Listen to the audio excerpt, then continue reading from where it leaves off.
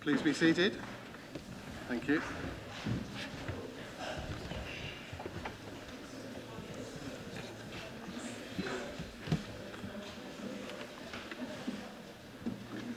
I've sensed a bit of a keenness to get today's evening's business over with quickly, but that's totally reliant on you. So just bounce back at you there. Well, thank you. Thanks everyone for coming. It's a busy time of the year for reasons which we know. So let's start with apologies for absence. Lord Mayor, I have apologies for absence from Councillors Taylor, Turner, Humberston, Lodge-Begson, and apologies for lateness. Sorry, Ben.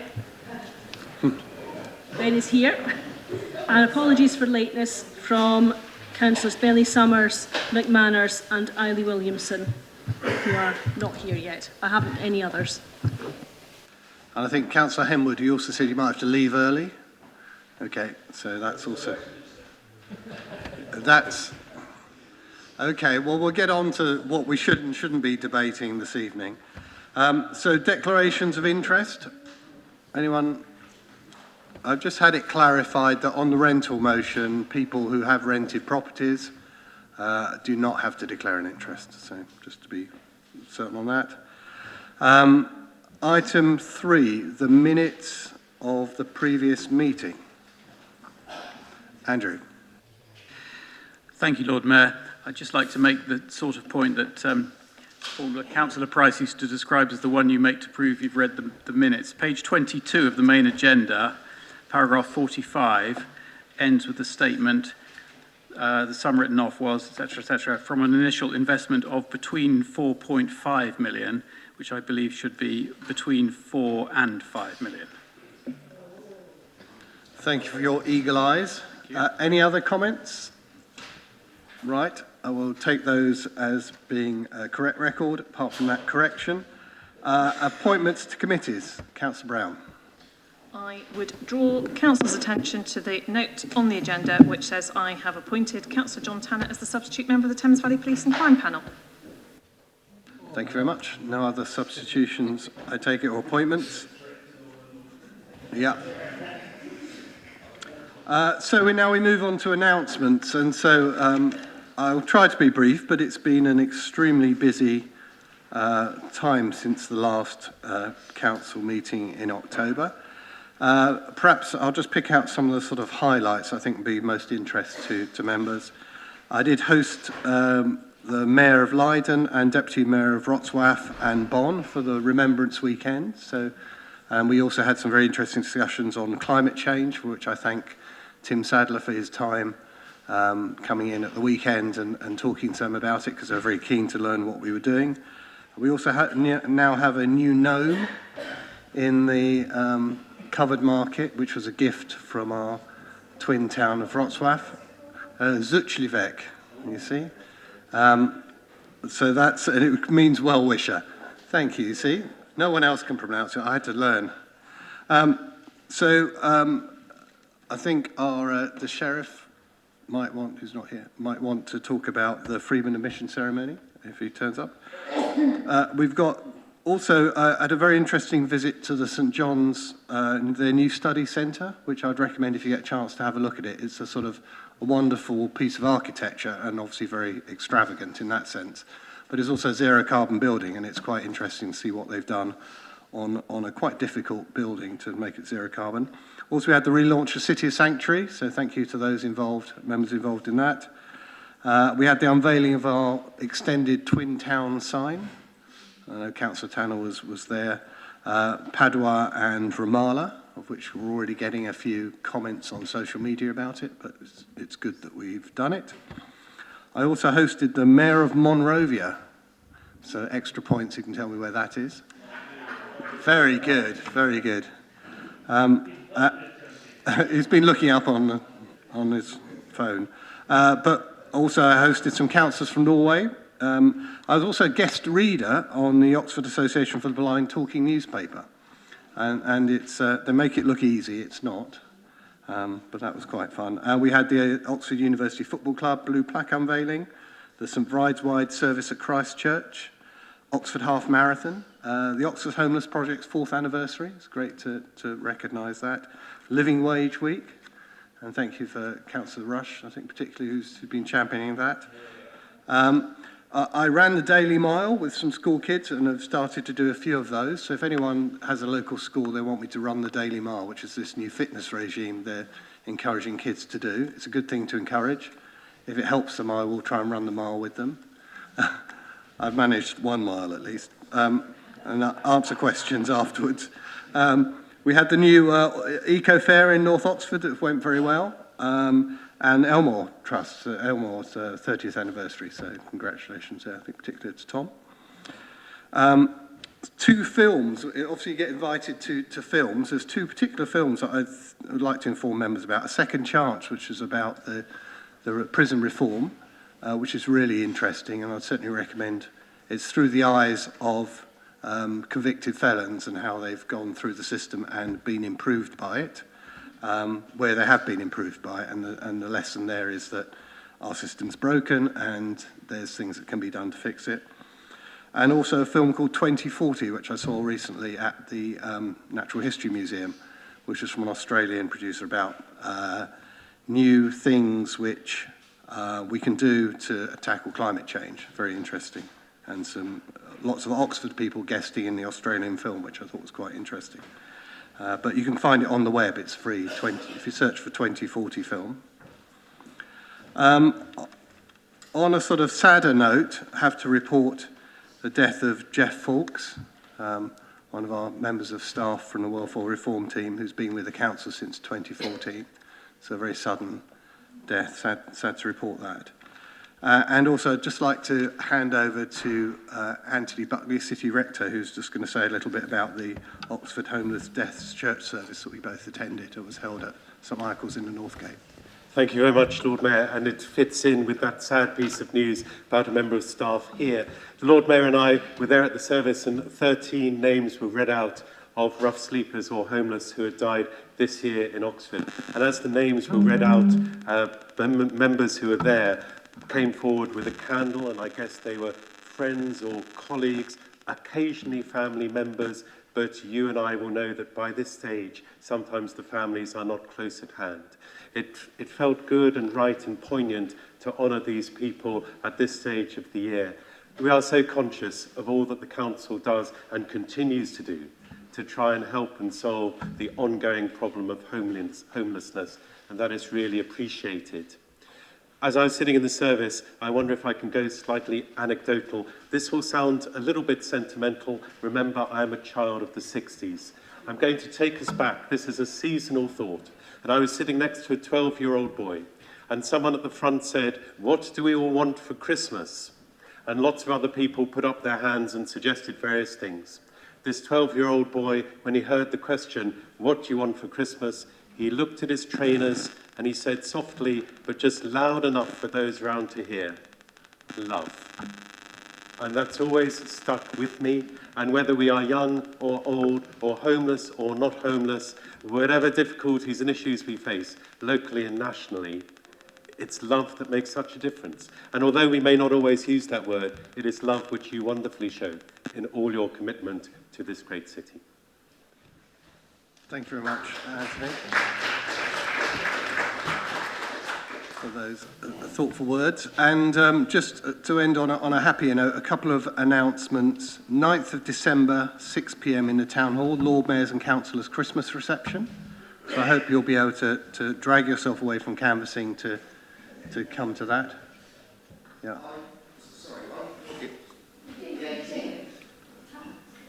Has it changed? No. I thought it was the 18th, I didn't. No one's told me it's changed, and I'm not getting any nods from officers. Is it being changed to the 18th? Oh, well, okay, that's my diary's up and messed up. Can you make that, Lord Mayor? Well, I hope I can make it. Okay, so thank you for bringing that up. It's corrected my diary. So it's not the 9th, it's the 18th. There is something which is on the 15th, which I don't think has moved, which is the Lord Mayor's Carol concert, so at 2:30. So bring your earplugs, I will be singing. But it's important, that's a fundraiser for the charities, so do turn up. I mean, I think ticket sales normally go quite well, but do encourage people and tell people about it, because it is fundraising for the charity. So thank you for that. And just a reminder of people that because we're coming up to general election, we are in a purdah period, so we've decided not to live stream the motions to give people a bit more freedom about what they say. Because I know there are some people here in the room who are general election candidates, and obviously other people who are supporting general election candidates.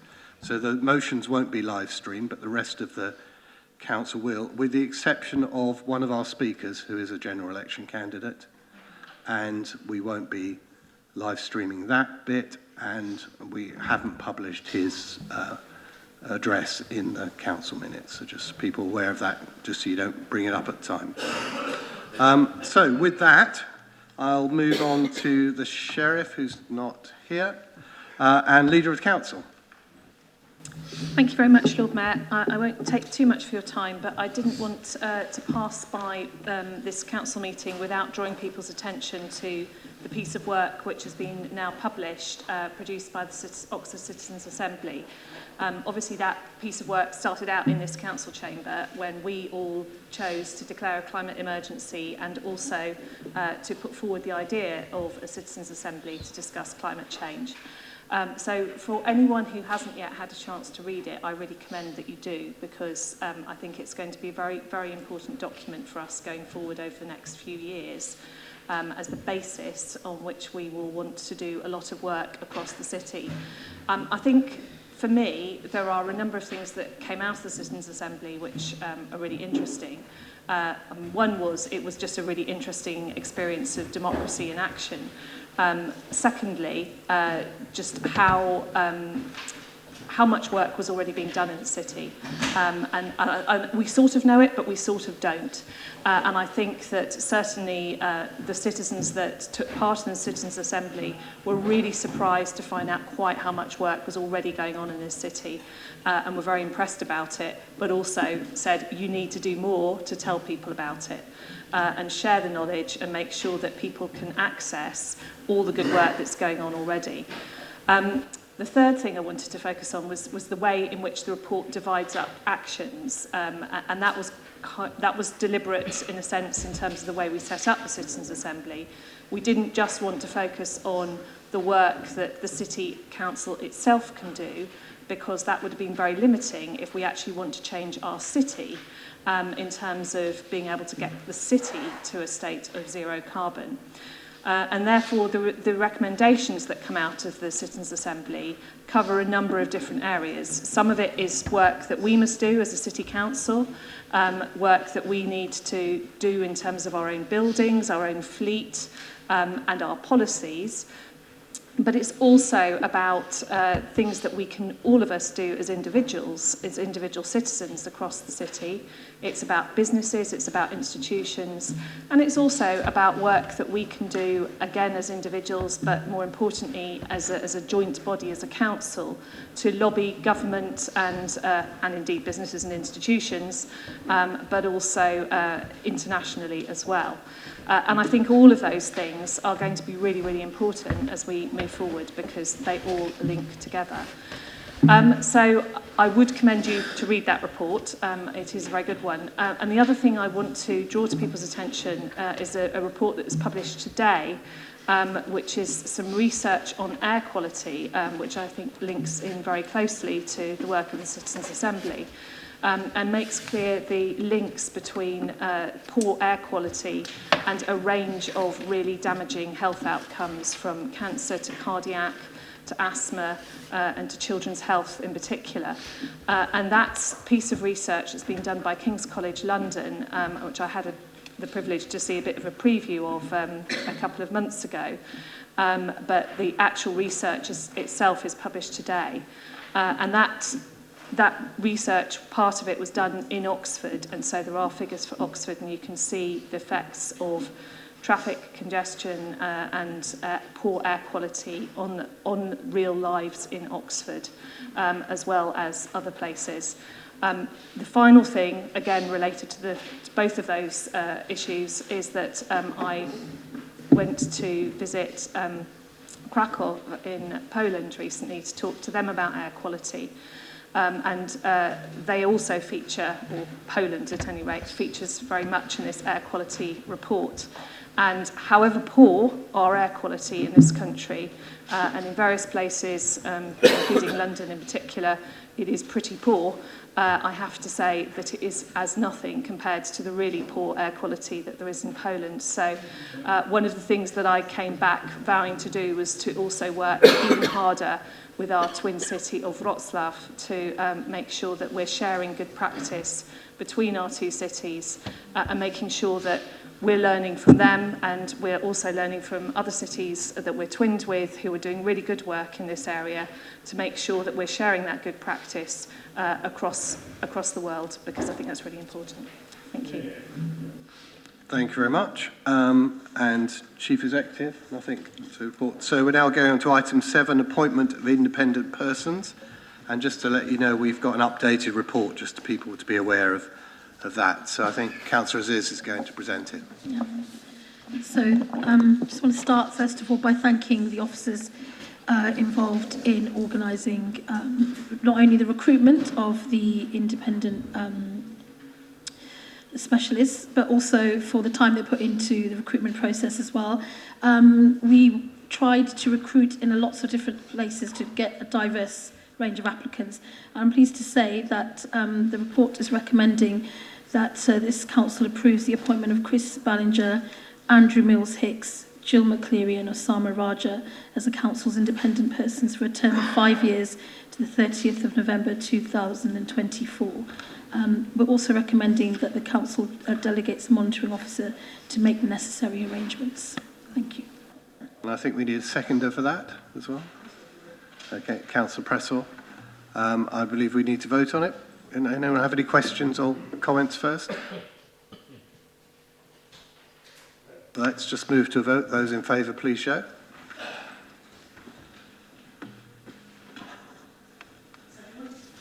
Okay, thank you. Thank you very much.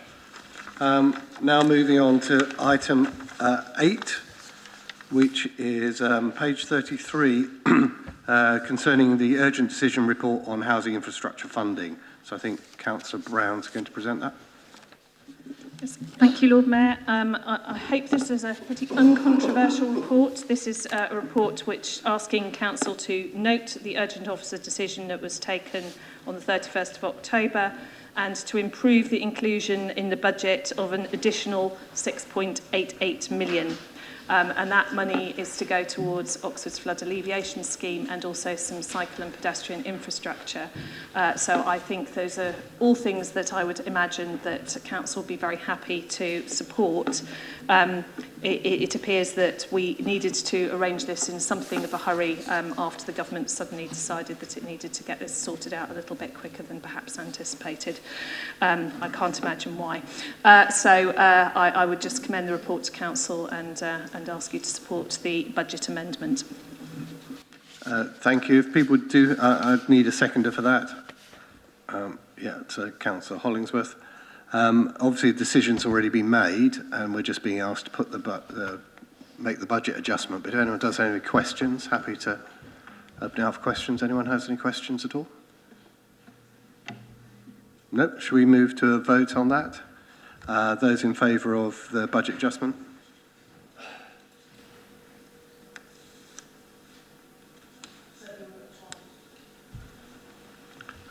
Those against? Abstentions? Okay, thank you very much. We'll move on to item 9, which is the Council Committee's meetings programme.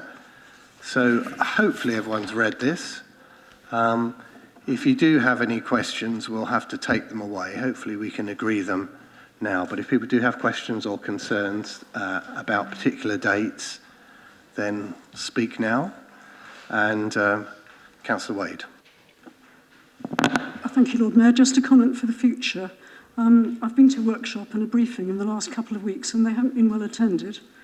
I just go because I'm that sort of girly swat who turns up for these things. Other people are out canvassing. But it seems to me that it would be sensible, once a general election is called, and we might have one next year, if briefings and workshops are moved and are postponed until after a general election happens. It's just a comment, but I'd like the Council to take it into account. I think that's been noted. Thank you. It doesn't affect this particular meetings programme. Councillor. If you want to, yeah. Well, here it is, formally. So here's the meeting. Yeah, sorry, it does have your name against it. Sorry about that. I think we needed a seconder for that as well. Yeah, Councillor Tanner, I thought. So if there's no more questions, any more questions? Just move to a vote. Those in favour?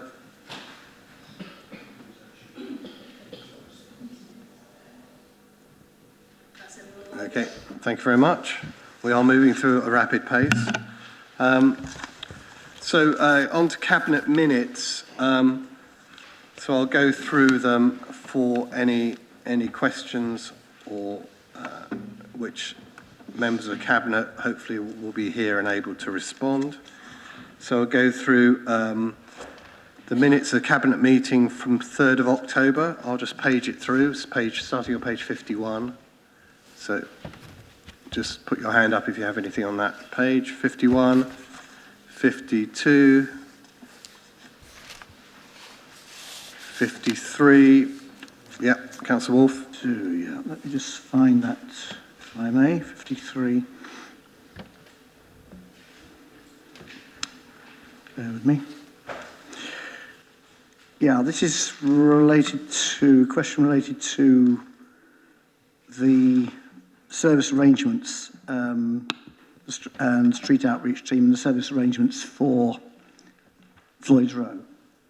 The question is, I'm wondering how we're going to monitor the performance of St Mungo's, who are currently the deliverers of the street outreach work, because that will presumably need to inform the retendering exercise.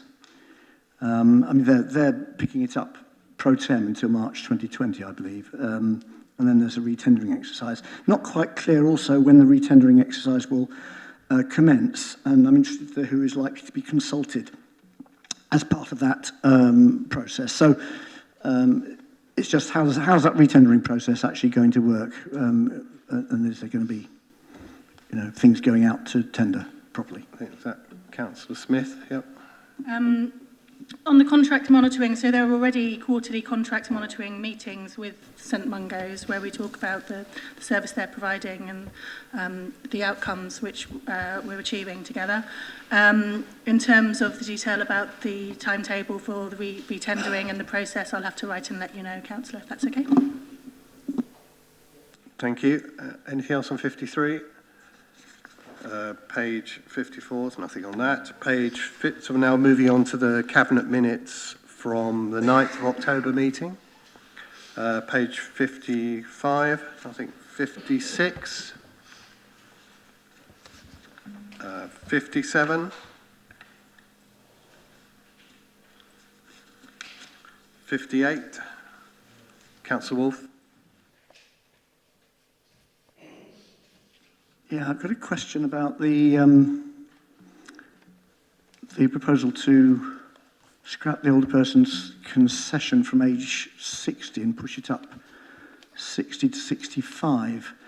I'm not quite sure how we arrived at that decision. I mean, it seems to me, for a start, this is going to hit women who've been caught in that trap of expecting to receive their pension age 60, only to find that they're going to be losing it and not getting it till 67, losing out financially very heavily. The other concern, I mean, we're going to later on be hearing a report from the Health and Wellbeing board, which has a programme on services for older people. And there is a whole issue here about, you know, there's a financial issue about the concessions, but actually age 60 is around about the time I would have thought people need to be really starting to think about becoming physically fitter in order to stave off problems later in life. So it seems to cut across the recommendations in the Health and Wellbeing Board to suddenly chop concessions up, and move them up to 65 and then 67, I think it goes on to say. So I'm just a bit concerned that that's a hasty decision taken for the wrong reasons. The leisure services haven't been involved in that Health and Wellbeing Board work on older people services, I think. So I'm just wondering whether there's a disconnect there. Who's going to say that, Linda? Yeah, so what we're consulting on as part of the draft budget consultation is moving the eligibility age for pensioner concessions in our leisure facilities to the age of 65. What I would say is that there are many ways to encourage people to use our centres. Giving people a discounted offer is just one of those, and I would prefer that we actually targeted a financial incentive towards the people who will most benefit from that financial incentive and be most attracted to it, namely people on a low income. And so the changes that we're making to our leisure concession scheme, I think, reflect that. They're trying to target the concessions on people on a low income. But I think we need to think about the barriers that stop older people participating in our leisure activities on a much wider level, because it's not just price that's a barrier. There's many other things we need to do to encourage people in. Councillor, is that on the same? I have another question on those minutes as well, if I may. Okay, on page 58? Or? Oh, sorry, no, I'm jumping ahead. Moving on. Page 59, actually. 59? Yeah. Okay, we have a few questions. Let me just take these ones first. Councillor Gant, Councillor Wade, then I'll get back to you, Councillor Wolfe. Thanks very much, Lord Mayor. This is about paragraph 85, the assignment of the lease of the Oxford Sports Park. There was a report in the Oxford Mail on this decision, which pointed out that the council had, before the assignment of the lease, a 25-year lease with Fusion. In the same report, a council officer was quoted as saying, and I quote, "The City Council's plans for the site has always included a tenancy for Oxford United." Those two things appear on the face of it to be contradictory, and I was wondering why the 25-year plan was not, was put in place if it was always the plan for it to be assigned to Oxford United. We just take all the questions, presuming they're all on that same item. Councillor Wade? Mine's actually on the letting of 24 to 26 George Street, Lord Mayor, which means going back. Okay, well, that's Councillor Wolfe. Is yours on? My question is on 59. On that question of the sports park, and it's a separate question on this. I mean, Fusion is a non-profit company, but my understanding is that Oxford United is a private limited company. I have to say it's a private limited company with Indonesian money in it, and I don't know whether any other councillors got a letter from the Indonesian embassy at the time we were giving Benny Wender freedom of the city, just reminding us how much money they're putting into the city and implicitly threatening to withdraw it. So it gives a bit of a feeling to this thing. But that's the nature of the Oxford United. It's a company. And I've also got a memory, but I haven't been able to find out whether it's true, that we actually stuck about £5 million worth of City Council money into that park. I remember that being discussed when I was on the planning committee that approved it. And we're now proposing to allow a private company to potentially profit from those assets. So there's a lot that hides behind the phrase in the Cabinet minutes here, in line with the existing development agreement and lease. Now, the other thing is that Oxford United obviously play football and may not be as committed to the integrated wider community use of the facility, which Fusion would be committed to. And I think from the City Council point of view, I want to be very clear that the wider use of the facility is guaranteed and secured in the lease arrangements. So it's a question about, you know, what is going to be the content of the lease? Will it protect the wider use of that facility? Or is it something not far removed from selling off our I think assets? you've made your points. We have those two questions on the Oxford Sports Park. Maybe address that and then come back to yours, Councillor Wade, on George Street. So, Councillor Gant, it was always the intention that Oxford United would have a base there for their academy and for training.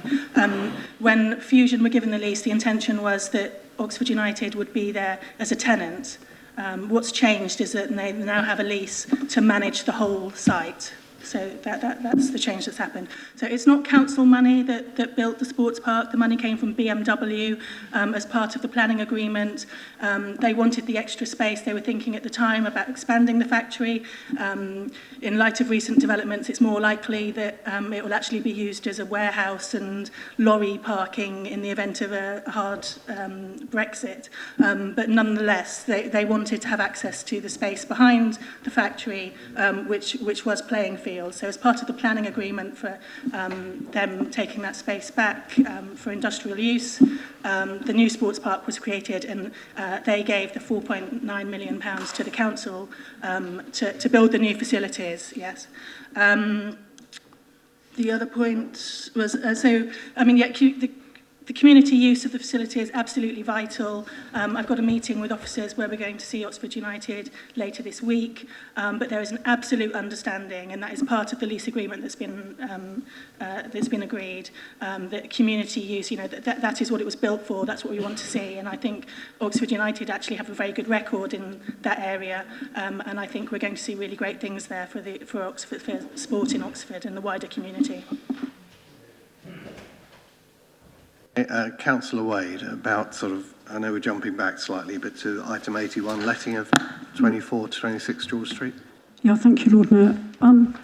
If it was as easy as it's implied in this minute to let these premises, which is the old Jamie's Italian, why was it necessary to market those premises through an international property company? And what was the percentage fee that they took for the marketing? It's been on both sites. In fact, it's on both websites now. Colliers International and also the City Council website. And I just wondered why we had to involve Colliers International. Thank you. Who's going to take that? Or? Well, I mean, I'm sure that I could get a written response in terms of the detail, but I mean, we as a City Council are not a property marketing agency, so you would obviously always buy in that sort of expertise if you're marketing properties. I don't. Okay, but I think you can expect a written answer with some details in it, okay? Thank you very much. Moving on to the minutes of the Cabinet meeting of 13th of November, page 61, I think on that, page 62. Any questions or comments? 63, Councillor Gant and Councillor Wolfe. Thanks. It's a bit like bingo, this, isn't it? Yes, it's on item 94, Oxford Stadium. Councillor Hollingsworth is quoted as saying, or at least referred to, the local plan policy seeks to retain the stadium as a sports venue for greyhound and speedway racing. I don't know anything about speedway, but I do know that greyhound racing has certainly declined considerably over recent decades. Has the council done a business case assessment for greyhound racing on that site, and does he believe that it is viable? So you can just take Councillor Wolfe's questions. Is it on the same item, yeah? It's pretty much the same, Lord Mayor. It just seems a bit strange that we might be using compulsory purchase orders to promote greyhound racing and petrol-driven minority sports. I think if Councillor Wolfe would care to come to Speedway, he would discover the engines very categorically do not run on petrol. Right. I'll explain to him afterwards, but I think those of us who've been would know full well. Yes, in answer to Councillor Gann's question, yes, the council did a business case. It's part of the local plan submission documents. Obviously, we think it's a compelling case, but obviously the inspector will be looking at it very closely. The current owners of the stadium believe that they've got an equally compelling case to have the stadium is now sufficiently dilapidated that they can do what they wish with it, even though it's a heritage asset. So we shall see what happens. But yes, the submission is there. Thank you very much. So page 64, 65, 66. Thank you very much. That completes the Cabinet minutes. And so now we can move on to item 11, questions on notice from members of the council. Here's where I try to keep track as we go through. So first question we have is from Councillor Wade. So I should say that all the questions have written answers today, so you should only need a supplementary if you wish to have one. So first one is Councillor Wade to Councillor Rowley. Short supplementary, Lord Mayor. Yep. Councillor Rowley, would you undertake to find out how many children are affected by this policy every year? I think it's a fairly small number who are affected because they're in temporary accommodation outside Oxford with their families, but they want to continue at their schools within Oxford, but are prevented from doing so often because changes in universal credit when they move out of Oxford, etc. It would be really useful if we could look at either a grant or at least a loan to help these children stay at their own schools until they can move back into Oxford. So your question is, sorry, whether... Could you look at the number of children involved and whether it's possible to make a loan or a grant available to their families? Thank you. I could certainly try and find out how many families with children have been housed in temporary accommodation outside Oxford. It will be quite a small number, but I could certainly find out. Whether I could find out which school they go to, that information would be, I think, held by the County Council, and our officers may or may not have recorded that. Obviously, we do, whenever possible, try to house people in places where they can easily get to schools, work, caring responsibilities. On the subject of a grant, this falls within the purview of the County Council, and they do provide a travel allowance. I'm not sure what more I can add to that because education is a County Council responsibility. Obviously, if you know of any cases where children are not being given a practical way to get to school, do please let me know, because we can try to intervene from push the case from a housing point of view at the same time as the County Council hopefully can take it up from the point of view of their eligibility for travel costs. Okay, thank you. Second question, Councillor Wolfe to Councillor Rowley, energy efficiency standards for council housing stock. Indeed, thank you very much for your reply, Mike. The last paragraph gives us some indication of how far we've got to go yet, but thank you. I have no supplement. Question 3 from me to Councillor Clarkson. Thank you for response, no supplementary. Another one from me to Councillor Clarkson. Thank you, no supplementary. And so we're on to question 5 from Councillor Wolfe to Councillor Hollingsworth. Follow up to Waltham Forest presentations. No supplementary, thank you. Pleased to hear the support there. Councillor Wolfe to Councillor Hollingsworth, Westgate traffic congestion. Supplementary, Lord Mayor. Another Councillor Wolfe to Councillor Hollingsworth, local plan policy RE1. Thank you very much for the very full reply. No supplementary, thank you. And another question 8, Councillor Wolfe to Councillor Hollingsworth.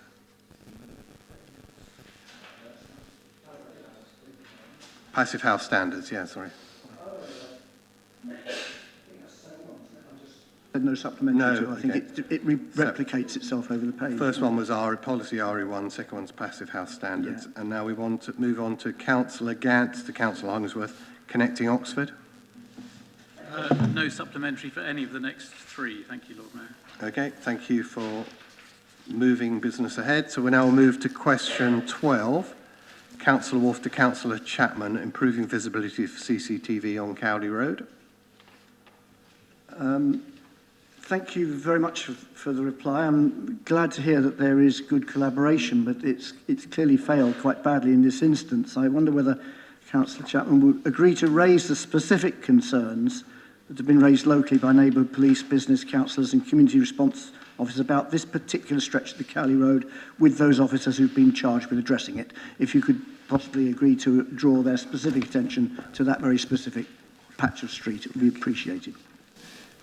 Thank you, Councillor. I have already drawn their attention to it, and I think the answer speaks for itself. Things are being done. Thank you very much. Question 13, Councillor Wolfe to Councillor Chapman, encouraging street culture. Yes, this is about the licence fees for street cafes, isn't it?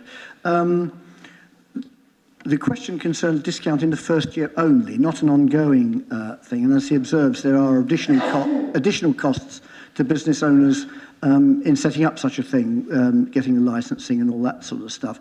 So if we're talking about a one-off cost, this thing, rather than a year-on-year fee, then it would simply be a matter of deferring the compensatory payment for the... What's your question? Yes, the council is it the administration costs that he refers to, are these year-on-year costs, or are they one-off set-up costs, in which case you would simply be able to just defer them by a year, effectively, to achieve the same aim?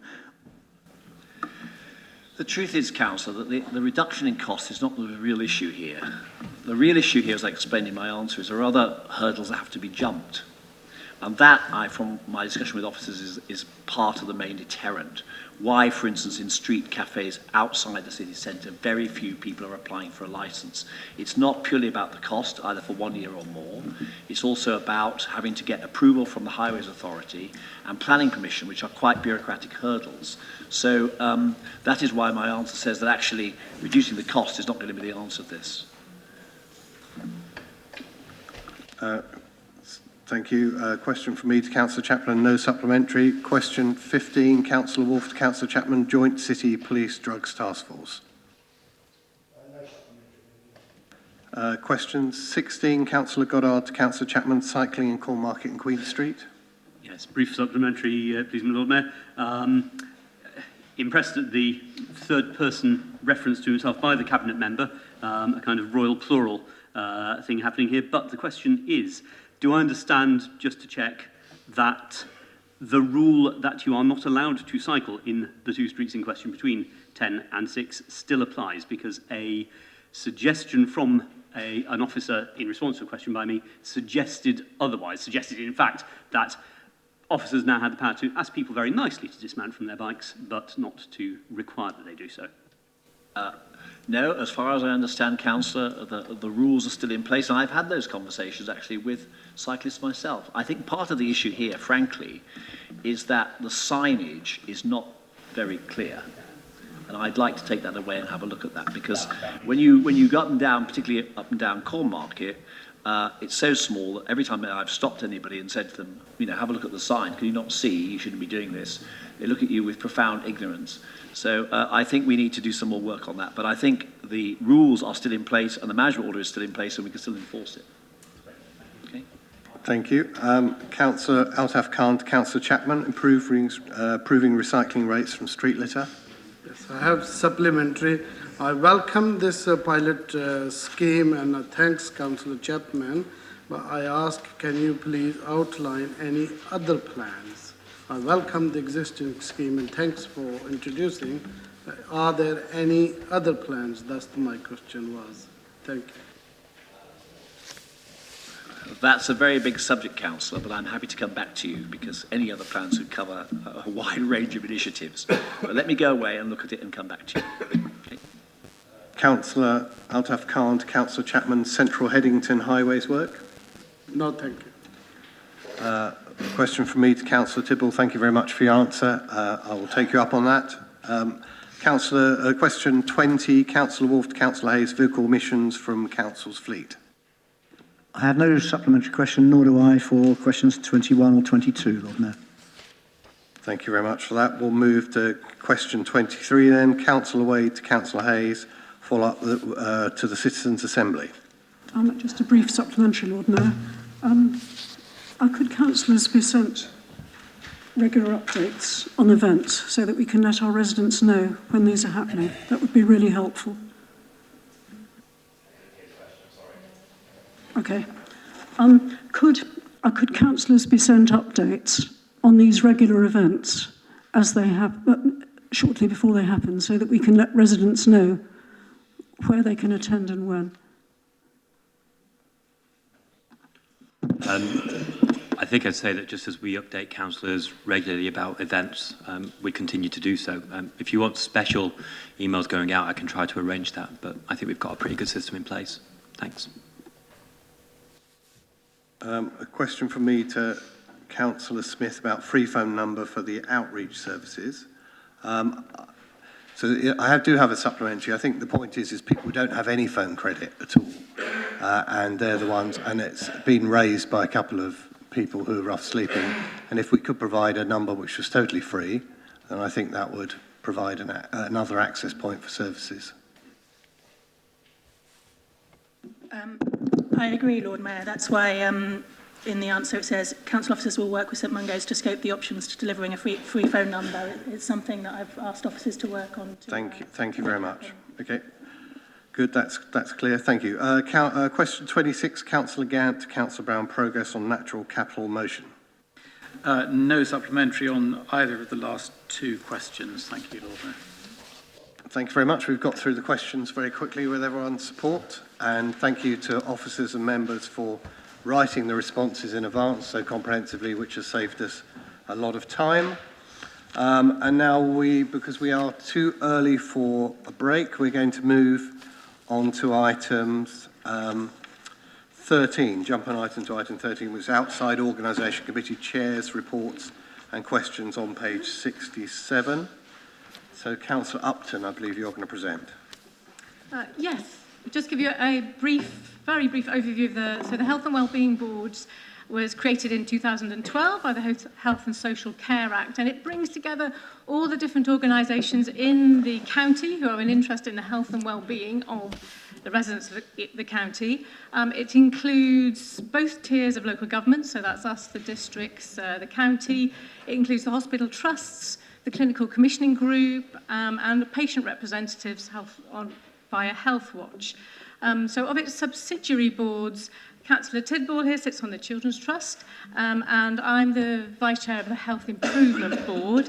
I'm just going to pause there briefly to say I think we probably both would really like to thank Danny Granito, who is the Council's Policy and Partnership Team Manager, who does a fantastic job of keeping us informed and up to date. But the Health Improvement Board, then, which monitors various measures of both physical and mental well-being, and also looks at the activities of various groups tasked with improving those, like the domestic abuse strategy from the county or the Affordable Warmth Network. I'm very pleased to report that there's a really strong focus on two things. The first is prevention. So many diseases are preventable, and we're trying to get away from this model of firefighting where you just deal with the people when they get seriously ill.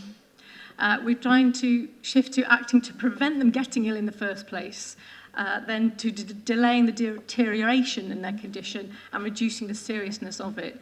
And this is reflected, I think, in the City Council, in our Health in All Policies approach. The second thing I think it's really important to point out that's being focused on is tackling inequality. Everyone here will know that really stark statistic about the difference in life expectancy between North Ward and Northfield Brook 4 miles down the road, which is highlighted in the JSNA. So it's a 15-year difference in life expectancy, which is startling. And through the Health Improvement Board, we're getting involved in developing a prevention framework, which has at its heart targeting those with the worst health outcomes. So really focus on trying to reduce inequality. And I'm very proud to say that a couple of City Council projects that have been presented to the Health Improvement Board in the last year, which have showcased some of the innovative things that we are doing. I think a special mention has to go to the Trailblazer project. Housing is such an important determinant of whether you're going to be healthy and happy. And what the Trailblazer project does, and the city is coordinating it across the county, is getting a housing worker embedded in various different services, including the probation service, for example, including our hospital trusts, and in social care settings as well. So it's really trying to get in there and stop people becoming homeless. There we are. On that note, I would just like to recommend the report to you. Thank you very much. Does everyone have any questions at all? Yes. Thank you for that, Councillor Upton, and for the great work with the Health and Wellbeing Board. Looking at the indices of deprivation in Northford Brook in particular, it's actually specifically in 3 different areas that seem to be persisting. And it's particularly young people's health and wellbeing that seems to be still at bottom of, lowest 10% in the country. I just wondered what particular aspects of work are being planned within the Health and Wellbeing Board to tackle that area, because that seems to be a persistent issue coming up. Okay, one thing I will say is that the Health Improvement Board, I mentioned we're monitoring various indices, and particularly because of things like that, where there are areas where, because we get this indicator for the whole county, which says, oh fine, we've got 70% doing X. But we've asked now to see the range. We want to see, okay, 70% on average, but are there places where only 50% are getting X, Y, or Z? So we are really now trying to drill down into places where there are still, catastrophic life events being normal. I think, and that area is apparently specifically included in the community impact zone to try and target it. But yes, it needs to be flagged, and thank you for doing that. Thank you. Any other questions? Yeah, Councillor Aziz. Yeah, I also just wanted to thank you, Louise, for the report, and to say that I think the Trailblazer project is definitely brilliant. I've seen it in action, particularly with women experiencing homelessness in the John Radcliffe Hospital. There's a designated worker there, and that's very unusual for someone, for those resources to be there. But I had just an additional question for you. In relation to inequalities, is there particular work being done around BAME communities? Because we know that disproportionately across the country, and I think here in Oxford as well, as data to show that particularly around housing, that they're being impacted the most. So I was wondering if there's any specific work around that, and also how are we reaching out to people who are impacted from those communities? There certainly will be specific work. The prevention framework that is being drafted now, I've seen some of the examples that are given to us as to how it's going to work. And one of those was very particularly about increased prevalence, for example, of certain particular diseases in BAME communities, and therefore how those can be targeted. One example I can give of something that, the Health Improvement Board had presented to us, which was work done by the Diversity Football League and East Oxford United, who did a brilliant piece of work going and talking to the many different communities whose men were coming along and playing football, who often are working 2-shift jobs, don't have time to go and get health checks, and talked with them and found, ways, okay, if we get a health worker who actually goes down to the mosque, you can see them then, will that make you do it? And they've had some great results there. So some things are being done, and I hope more will be. Thank you very much. Yeah, I'd like to ask a question, if I may. On the, these reports are really useful if they actually inform practice, as we've seen with Trailblazer and various other things. I'm just wondering, just taking, for example, paragraph 22, which is the older people's work, it says the council's aims, and it links to 4 bullet points of things council are doing. How do we then tie these into particular policies or practices within the council? What's the process for making sure these things are actually then acted upon and they do influence? Because if it's a report that's just telling us things we already know and we already do, then it's of little value. If it's telling us things we don't do and we can improve, then it's of value. So I'm just wondering how that process will work. Well, one way I think, so we are, as you say, we are already doing a lot of very good things. One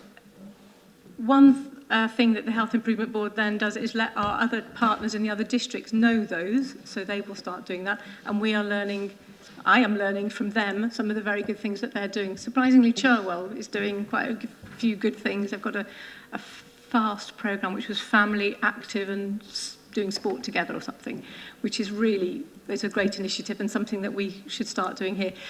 It's a good point. I think at the moment it's really an exchange of information, and then we have to make sure, I have to make sure that it starts being propagated through all of our different policies. I mean, we do a lot of things, you know, trying to think, I mean, the Daily Mile that you've mentioned, our school sports teams are trying to get that embedded in as many schools as possible. Barton Healthy Newtown is a beacon project, and learning from that is being spread out in the other districts. Similarly, we're learning from things that have gone into Vista Healthy Newtown, the things that we need to start embedding into our communities. Thank you, and do invite me as Lord Mayor to more of the daily miles, and then you'll be helping an older person as well. So there's double benefit. Yeah, Councillor Landell-Mills. This is perhaps going beyond. I mean, what is the Oxford Health and Wellbeing Board relationship with local businesses? Because it seems there's a great deal of in preventing illness. The workplace is obviously where a lot of disease gets spread round, and having a kind of more enlightened view there might be quite a helpful thing in, I mean, all manner of sort of things, and getting better practice at the workplace might help a lot of germs spread around. Getting business involved is a really good point. I'm actually tomorrow having a meeting with one of the diabetes consultants up at the John Radcliffe, and Matt from our business development, Matt Peachy, who runs our business forums, because I had a conversation I had with this diabetes consultant that a lot of his patients are not getting the understanding they need from their employers, and he had an idea that could we do somehow engage with employers. So I'm getting him and Matt together so that we can see perhaps we can, through our convening power, get businesses to come along and see what they need to do to help their workforce be healthier, which is of course good for their workforce and of course good for them too. Thank you very much. I'm not seeing any more questions. Thank you very much for that report. I think the questions we had showed the importance that we place on health and wellbeing, so thank you very much. So now move on to item 14, page 85. So Councillor Gant to present Scrutiny Committee update and annual report. Thank you very much indeed, Lord Mayor. Not a great deal to add to this report, and the reason for that is covered by the information in paragraph 2, which is that we have a new scrutiny officer in place who has provided us with a typically thorough and professional report. So I'd just like to begin by welcoming Tom and thanking him for his work so far. This council has an excellent record of recruiting very good scrutiny officers, and I'm delighted to see that continuing. It's a tremendous help, not just to the committee, but to the whole council, I think. So I won't add anything to what's already here, perhaps just to draw your attention to the fact that we have one review group this year, rather less capacity this year because we started the council year without an officer, and we finish it with a period of purdah before all-out elections, which has only left space for one.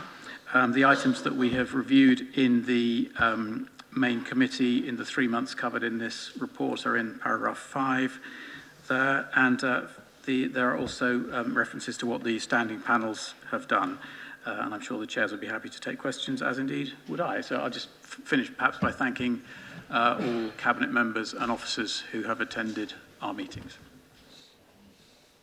So any questions or comments on the scrutiny report? Okay, I don't see any hands up.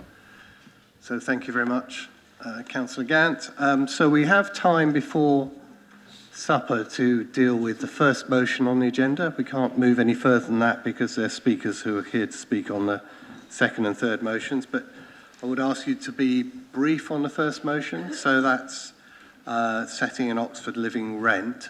And then if we stick to 15 minutes, the food will be ready at 6:15 or 6:20. So thank you everyone for being brief so far.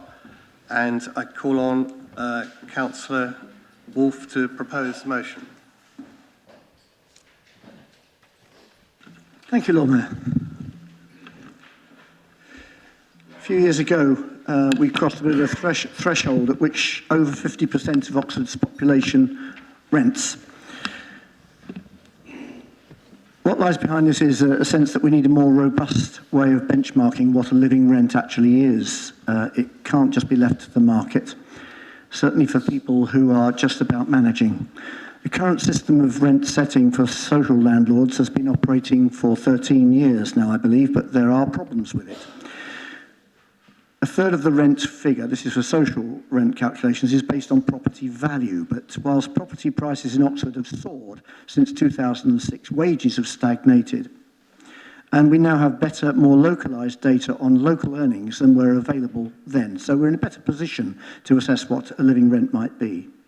The starting point is that a living rent is rent that is affordable for a household with someone in full-time employment, working the average number of weekly hours, including overtime, and earning around the minimum wage. That's the starting point. Tying rents to the income of individual tenants is fraught with complexity and problems. So some kind of localised formula that is nonetheless responsive to local circumstances is needed. And that's why it's inappropriate to tie this motion down to any particular method of living rent calculation. There's a lot of thinking to do before taking that step. But work is being done on it. There seems to be a general view that a living rent should account for no more than 25 to 35% maybe of net income at maximum. In 2015, the Joseph Rowntree Foundation found that social renters in the poorest fifth of households spend on average a third of their net income on housing. Whereas for many people and for the richest fifth, housing costs only represented 9%. So housing is a huge factor for people on low wages. The work that Joseph Rowntree did 4 years ago also highlighted inconsistencies related to property size. In short, tenants of smaller properties were losing out, paying more in rent than a living rent, whereas tenants in larger social rented properties were paying less, which suggests that the current methodologies for calculating social rents are becoming unfit for purpose.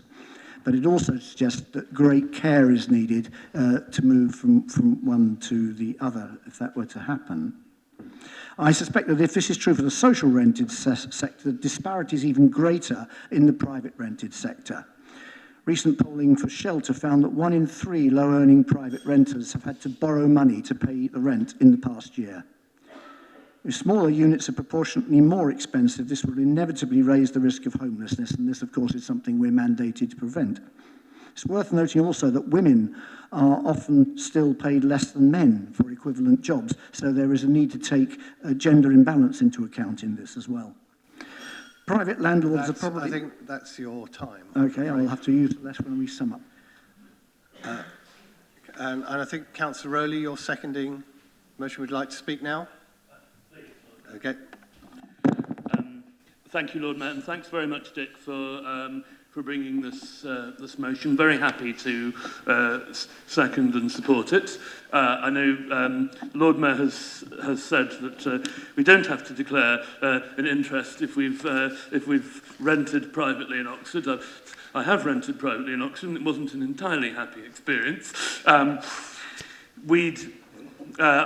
do think that it would be a good thing to set down a marker by by doing this publicly, although, as the motion says, the council has limited influence on private sector rental values. I do hope to see a time when that's not the case, but rather depends on the result of the general election, among other things.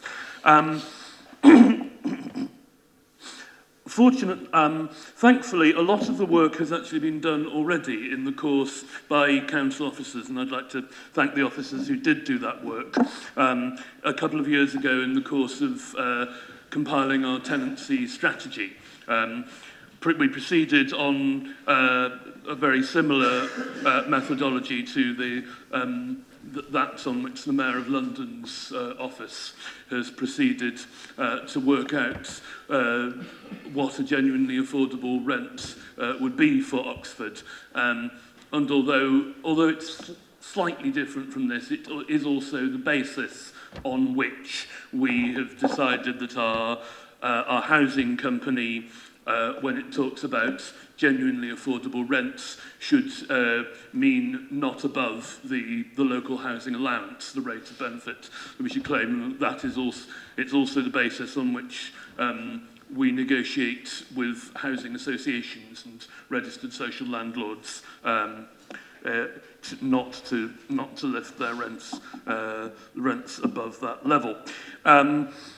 Although I'm glad to see last paragraph, the motion doesn't prescribe a method to be used, but notes that various options exist and should be evaluated. And I'm quite happy to commit to doing that, to working on how we can, because although we have done a lot of the work on how we can present that to the public as the rent that people should be a limit for people to live in our extremely high cost city. And I hope that, at least as a propaganda tool, as it were, it can do some good. So thanks very much again, Dick, for proposing. Thank you very much. Councillor Gant. Yes, thanks, Lord Mayor. Just to say we'll be very happy to support this thoughtful and timely motion. It's very carefully worded, as others have said, to point out what the council can and cannot do and what the challenges are around a methodology. There was, by an amazing coincidence, a report on the BBC website only today about rents across the country, which told us the rather startling fact that monthly private rents in London increased by 39% between 2011 and 2018. That, no surprise, the 25 to 34-year-old age gap is the one which is has most people in that age gap renting. Many young people in London are spending more than 50% of income on rent now, and across the southeast that figure is now close to 40%. Rent controls, of course, have an interesting history going back over a century and more, often in challenging social and international climates. Council was quite right about the methodology, as indeed the Joseph Rowntree Foundation report points out that the wrong methodology can have perverse incentives, as indeed some schemes around key worker housing tied to household income has ended up with one person in the house actually being better off by resigning from their job in order to keep the household income down. But bearing in mind all of those caveats and provisos which are carefully captured in this motion, I think it's an excellent initiative and I'd be very happy to support it. Thank you. Any other questions or comments? Looks like we might be moving. Councillor Landau. I mean, I think this is a good motion, and we'll be. Well, I will be supporting it. But I mean, one of the things that's very apparent is the cost of rent. I mean, the function of rent is one of supply and demand, and it has to be said that we, as a city, we haven't been very good at building new houses and it's a real problem, and I think we need to sort of square up to that issue, and I'd like to just put that out there. Thank you. Thank you. Oh, now that's sparked a question. Councillor Hollingsworth and then Jafari Maibani. Yeah. I was actually going to make a comment about short-term lets. I won't name any companies because last time I named a company, their lawyers were onto the council within about 15 minutes and all the council got told off. There are a number of companies out there who do short-term lets, and we know that a substantial amount of our rented accommodation is being taken out of the private rented market and making a bad situation even worse. I hope that a government is elected which will do something about that, particularly put some planning powers and then some regulatory powers like the ones we have on HMOs, so that we can control the numbers. We don't have a problem, I don't think, with people who let out their home for 2 or 3 weeks during the summer, but when whole blocks, and this is happening in wards, my ward in Pat's ward, whole blocks of housing are used for short-term lets and kept empty when people are desperate for homes is ridiculous. On the last comment, I won't rise too far to it, other than I enthusiastically look forward to the councillors' group actually supporting the building of some housing as opposed to opposing it. Thank you. Just a gentle reminder, it's not hustings, and although we're not live streaming anyway. So, Councillor Jafari Marbini. I mean, in Northfield Brook, this is particularly striking because people are spending 50%, up to 2/3 of their income on rent, because obviously a lot of people in that area have much lower pay than the rest of the city. Almost every single person I spoke to has struggled with that, and most people have either adult children staying with them. There's actually a lot of people sofa surfing. It is a real issue, and it's something that really goes to the heart of what people feel is a really unfair society. And it comes up time and time again. And some of the stories are really heartbreaking. People who've been living there for a long time, built up generations of support, and they're being forced out of the area because increases in rent. So interestingly, I've done some reading on other countries, similar sized countries, and similar economies around rent and what the conditions are for rental. And I'm sure none of you would be surprised to hear that in Germany and France, there isn't such a culture of buying houses. That's because it's very unusual for people to actually have to leave their rental property, because there are a lot more regulations in place to prevent hiking up rental prices and also for getting rid of people if you do not feel that they're able to meet those demands. So there are two things. Firstly, I would contest that it's an issue of supply and demand. It really is an issue of who we are prioritising in benefiting from our booming housing system. So that is, I don't think it's a straightforward issue of supply and demand. It's more about the fact that our society is built that is actually benefiting the landlords as compared to the renter. And secondly, the comment about that there was some things brought up on the BBC website. One of the particular parties that has been active today has brought out rental union controls and is trying to change some of those issues that I've been talking about. And I really look forward to a new government that really does want to address this huge inequality in our city and in our country. Thank you. I think I'm seeing, and the time is moving on, but I sense there's agreement. I've got no one else who wants to speak, so I'm going to promptly move to a vote. But obviously give Councillor Wolfe the opportunity to sum up, should you want to. Very briefly, Lord Mayor. Talking about the private rented sector, I mean, the benchmarking that's used at the moment actually predicates it partly on property values.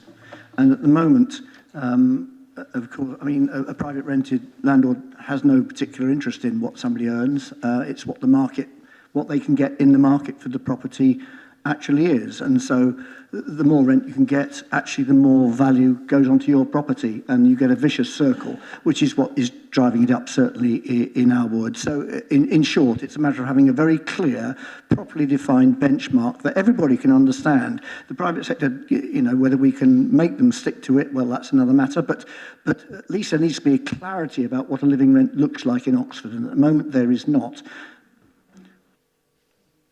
Thank you. Move to a vote. Those in favour, please show.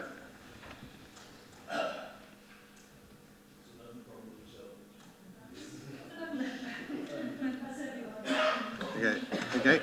Thank you.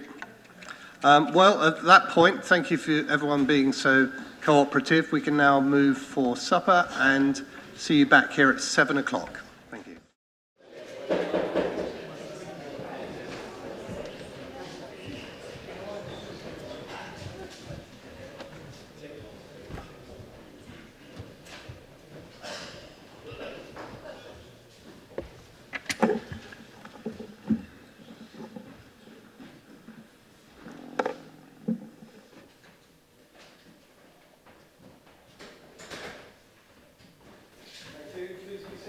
Please be seated. Right, so now we're back to item 12, where we have public addresses and questions.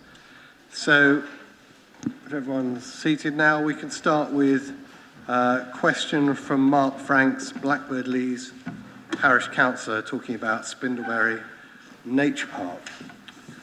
Many of my parishioners have come to me with their concerns about Labour-controlled Oxford City Council's plans to build on Spindleberry Nature Park, which, for some odd reason, Oxford City Council thinks is in Knights Road. Interestingly, at the entrance of Spindleberry Close, there is a gate and a sign to the park which clearly states Spindleberry Nature Park and then the telephone number 01865 252240, which is the number of Oxford City Council's Parks Department. It's through this gate which the department used to cut the playing fields. The Green Spaces map of Blackbird Leys contains with it Oxford Green Space Strategy 2013 to 2027 document clearly lists the whole of the nature park as a green space. The wooded area is listed as a green link, and the playing field, which includes a football pitch, exercise equipment and formerly a BMX track, is listed as a park under 2 hectares. The current and soon-to-be succeeded local plan lumped half of the park with Kassam Stadium as a potential area for development in the area called SP24A. On the new yet-to-be-adopted local plan 2016 to 2038, page 152, it is a site called Knights Road. It says it is in the Littlemore area currently used as an open space or park in non-Orwellian terms. There is only one Knights Road in the city, which is in Northfield Brook ward of Blackbird Leys, something which I find upsetting as a Blackbird Leys parish councillor for the Northfield Brook ward, as it shows the city council has no idea where my ward actually is located. On page 49 of the Playing Pitch and Outdoor Sports Strategy 2012 to 2026, it states the potential to secure community use at additional sites which currently offer unsecured ad hoc and no community use should be also explored, along with the feasibility of bringing back the mini pitch in Spindleberry Park back into use. On the current local plan section, local plan 11.0, sports, outdoor, recreation, community facilities, page 123, policy SR8 states the Oxford City Council will support the creation of additional allotments which, where justified by the demands. A site has been identified at Spindleberry Nature Park. Blackbird Leys to meet the potential need arising from extra residential development. On page 120, public outdoor section of the current local plan, it says the most popular areas of informal recreation are Oxford's parks, nature parks, historic cemeteries and common land, each which has its unique character and offers a particular experience which cannot be enjoyed anywhere else. The City Council will protect these areas to be used for such purposes. I find it amazing that the City Council has seemingly promised to reinstate a football pitch, protect the open spaces and provide allotments, which they've also want to concrete over.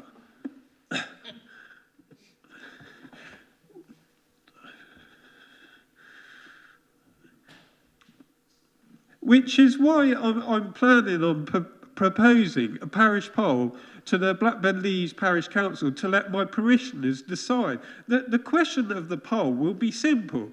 Do you support protecting the whole of the nature park from any non-recreational development? My question to the council is not only to accept the results of what would be essentially a non-binding parish poll, in other words, a referendum, but also in the event my parishioners decide to keep the nature park for recreational use, not for building and concreting over, will they consider selling it to the parish council as a lease for 990 years? Thank you very much. Thank you for that. And I think, is it Councillor Hollingsworth's going to respond? I'm responding to some of it, not all of it. I do apologise, Councillor Franks. I did give a written response, but technology has destroyed it somewhere en route. So I'll read it out and I'll make sure it's recorded properly. So I'm just responding on the planning elements of it, not necessarily all of it. I think the rest of it's going to have to come as a written response from other councillors. So the written element, the planning element, the Knights Road site, the area adjacent to the Spindlebury Nature Park, has been allocated for housing development for nearly 10 years. It was allocated in the Sites and Housing Plan, consultation on which began in 2010, with the plan formally adopted in 2013, for residential-led development as part of policy SP24 of that plan, which covered this site and the sites next to the Kassam Stadium. The majority of that overall area was in the Littlemore ward. Local Plan 2036 proposes to maintain the allocations on both those sites, but has split them into two different policy areas, SP15 for the Kassam Stadium sites and SP16 for the Knights Road site. Unfortunately, the information box, which should have been updated with the correct ward information, show that site SP16 is entirely in Northfield Brook, was not altered. I am very sorry for that error. It will be corrected in the final document. Local Plan 2036 and its policy map show that Spindlebury Nature Park continues to be protected both as a wildlife site, that's under policy G2, and as part of the Green and Blue Infrastructure Network, which is policy G1. Both the Sites and Housing Plan and the Local Plan were subject to extensive public consultation. The Sites and Housing Plan went through a thorough public consultation and an examination in public before its adoption at the full council in February 2013. The City Council has followed all the statutory consultation procedures during the development of the 2013 plan and the current plan, with consultation periods advertised with very significant publicity, including press releases, leafleting of public buildings posters. We had direct contact with everyone on the planning databases, which includes all residents' associations and similar bodies, and statutory consultation with bodies, including the Parish Council, Historic England Environment Agency, and so on. We also did a leaflet drop to every single household in the city, highlighting what we were proposing. The local plan is currently under examination by the Planning Inspectorate on behalf of the Secretary of State, with a hearing starting in a few days' time. The inspectors are appointed to test the soundness of the plan, including whether policies such as the site allocation for Knights Road are justified and likely to be effective. And I should say, in addition to that, that as the site is already allocated for housing and has been for 10 years, I think it would be a surprise if the Planning Inspectorate changed their mind on that. So that's the planning. Sorry, I'm going to put my glasses on, so I'm trying to see. That's the planning position. Obviously, the council owns the land, and the issue around a potential sale would have to be dealt with separately. Well, thank you. Just the point about the poll, is that going to be responded to in writing? The specific question at the end about the poll of parish poll?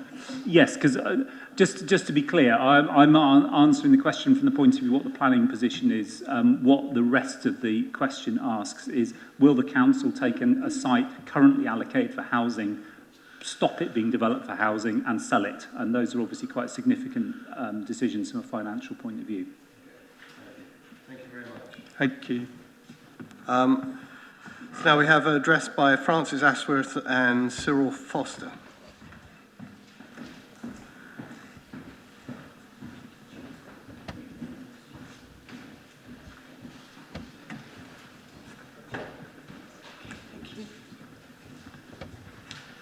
Right, thank you. Thank you. Please take your time and speak. Okay, thank you very much. So my name is Frances Ashworth. I'd like to speak to support the mental health motion, especially those parts which relate to CCG underfunding, rationing, lack of access to psychological services and provision in the community, including housing. We don't very often talk about the needs of those with severe mental health problems, but I know that I speak for many who would like their views put forward. Personally, I speak as someone who has had a number of relatives who have experienced severe mental health difficulties involving psychosis, one of whom is sadly no longer with us as a result. I've been a recent user of secondary mental health services myself, and a relative currently has a schizophrenia diagnosis and is cared for by a community mental health team. And the more you talk to people, the more common you will find this experience is. Many people cope with severe and enduring mental health conditions all their lives, some better than others, and there are also many family carers who are put in a position of having far too much responsibility for the welfare of their family members, some even being overtly told that in the absence of enough skilled staff time, they can be the only people keeping their loved ones out of hospital. I'm a trustee for Rethink Mental Illness, the national charity run by and for people with experience of severe mental illness, and I'm chair of its South East Regional Committee, so have very wide experience of talking to people who experience severe mental illness and of surveys and research in this area. I also act as group coordinator for a group called Rethink Oxford Campaigners, which meets just off of Cowley Road, and Cedric Foster is also from the group. We're a group of people with direct experience of severe mental illness. When we set ourselves up 5 years ago, we had a meeting to determine our priorities. The room was packed and the priorities were access to the right help at the right time, including psychological therapy, and access to care coordinators and support generally. It seemed then that the more ill you were, the more difficult it was to access the right help, and this has not changed. Some 3 years later, we did a survey amongst the 200 or so people on our email list. And the major problem was access to staff, not getting appointments, and staff moving on, causing breaks in care. Last year, we contributed to the independent review of the Mental Health Act from our own joint experience, and we found that some of us had been sectioned into hospital on reaching crises which should have been avoidable with proper care in the community. Sometimes being sent to hospitals many miles away, for example from Oxford to London and from Witney to Windsor, and then in hospital not being listened to, and sometimes being discharged with no housing to go to, so inevitably ending up back in hospital. Hospital is very expensive compared with proper community care and causes additional trauma. Last week we had a meeting to discuss action points for a new government and agreed that the fundamental problem was ironically a lack of regard for people's welfare. We were in favour of a cross-governmental approach which shows some kindness and understanding. Often people don't know where to go for help and are actually advised to go to A&E in these circumstances. We feel strongly that individual clinicians are not at fault and are often extremely caring and professional, but administrative convenience and cost-cutting is put above the well-being of individuals. A therapeutic relationship cannot be nurtured if staff have to move on. Worse is the experience of those who rely on the community mental health teams. Besides staff turnover, leading to many changes of care coordinator with gaps in between and missed appointments because of this, it is much more difficult for people with very severe mental illness to gain access to psychological therapies, much more reliance being put upon medication. They're also deemed too ill for IAPT, the service to which you can refer yourself, so they wait marooned in the middle and risk getting worse. In some places in the area, there have also been a series of locum psychiatrists for years now and long gaps between appointments. There is also the very common experience that in order to save resources, people are discharged from community mental health teams to their GPs when they're still very ill on the pretext they're not engaging. A symptom of schizophrenia is an unwillingness to engage. GPs will readily say that they do not understand antipsychotic medication, which is all the treatment a lot of people are offered. On paper, there is the Oxfordshire Mental Health Partnership, which should bring together aspects of health and social care. But in practice, on the increasingly rare occasions when people meet with their clinical care teams, there is not the time to discuss access to what is needed or plan properly, and access to all this stops in any case with premature discharge. The Rethink Mental Illness report, Right Treatment, Right Time, covers the difficulties of obtaining the right treatment across the country and also makes the point that the more ill you are, the more difficult it is to access the right help. Its analysis of spending by CCGs and its analysis of the use of co-production by CCGs, that is, involving those who actually use the services in their design, consistently shows that Oxfordshire has been underspending and underperforming. I should say that I now know many people who've been diagnosed with a severe and enduring mental health condition who, with the right care and given the right reasons to be hopeful about their future, have made very good recoveries, and some are doing important jobs. Before I end, I'd just like to mention that I had to submit my speech in advance, and it was edited to remove any reference to specific cases which risked identifying any individual. Ironically, this included a paragraph which had been written by such an individual themselves. In my experience, those who either themselves or through a family member have experienced blighted lives or even abruptly ended lives because of a system which is not fit for purpose are keen for people to know this. Those instances of people getting lost in the system, either through appointments being transferred... You're a bit over time, but I'll allow you to finish. Okay, I've just got transferred to places they just cannot get to, or being discharged to severely overloaded GP practices are all far too common. So to conclude, and going back to my official script, I'll just say, letting people go into crisis because of lack of funds is like standing by while people have the first symptoms of a heart attack. Not supporting them with the right housing is asking for a relapse to happen. Discharging them when you know they're still ill is playing with fire. I urge you to support the motion.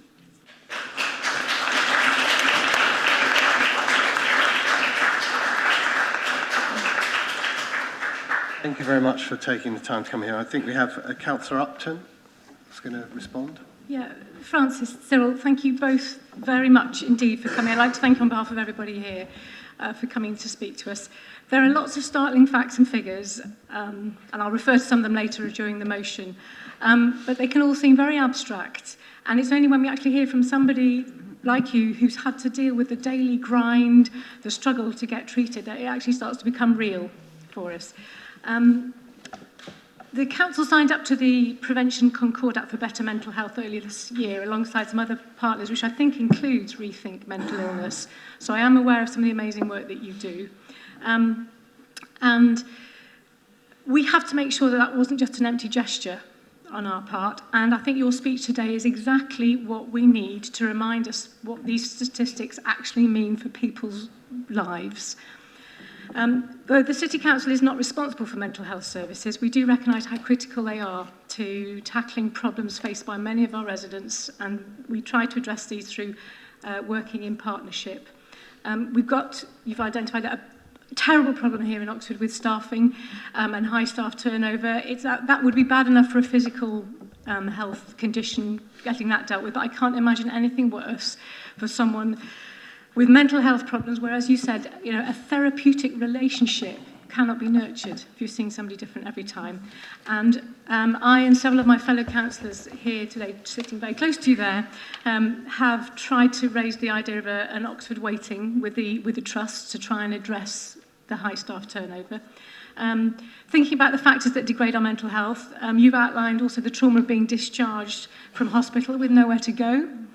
And there are a couple of initiatives the City Council has been involved in that I think are a step in the right direction. One I mentioned earlier today here was the Trailblazer project, where we've someone from our housing and homelessness team has been embedded in both of the hospital trust discharge teams, allowing them to try and navigate the complex route to get good accommodation for a patient rather than abandoning them out into the street. Another initiative I'm really proud of is we funded 2 embedded mental health workers into our council house tenancy sustainment team, and they've had some hard-won successes. There's no quick fix on this, but they have been able to engage with people with mental health problems, prevent them getting evicted, get them back on the medication, and re-engage with the world. So thank you for underlining for us just how important it is to fight to get mental health needs considered at all levels, and that absolutely includes getting treatment properly funded and prioritised in acute settings and in the community, but also how crucial it is that we tackle the things that cause poor mental health in the first place. So thank you both very much indeed for coming. Thank you very much. So we now have speakers in support of the motion on Kashmir, and that's Sephora Telly and Fayaz Khan.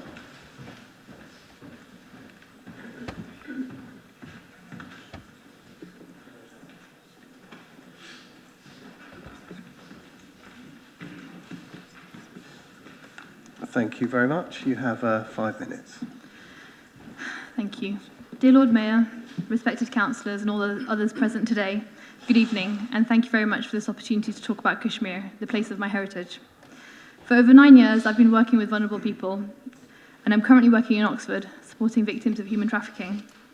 I've heard many first-hand accounts of the desperate circumstances that push people to leave their homes, and the unrest in Kashmir is unfortunately no exception.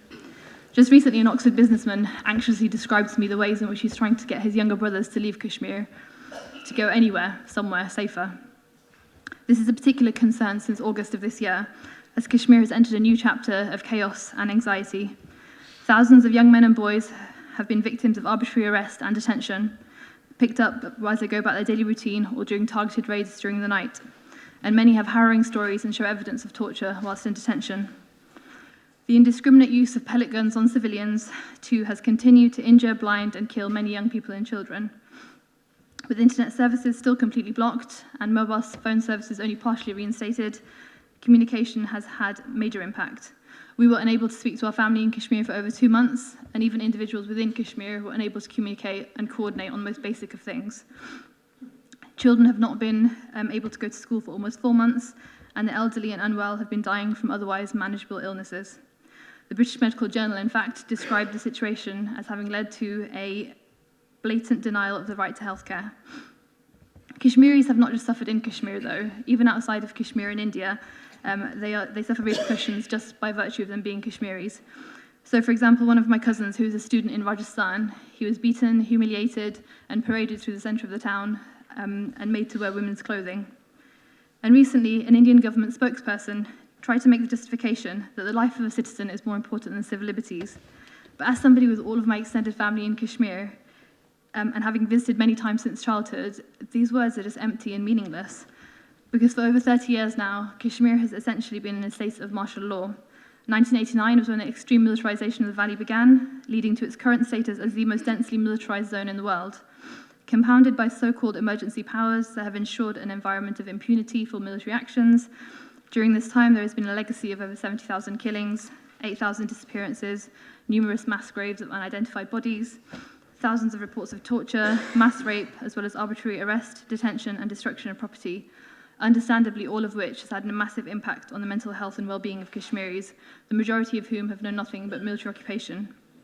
The UN, members of European Parliament, and others have started to speak out. And as a city that values and encourages diversity and discourse, Oxford, taking a stand today to seek justice and some accountability for Kashmiris in supporting this motion would be a really fitting and commendable move. Thank you.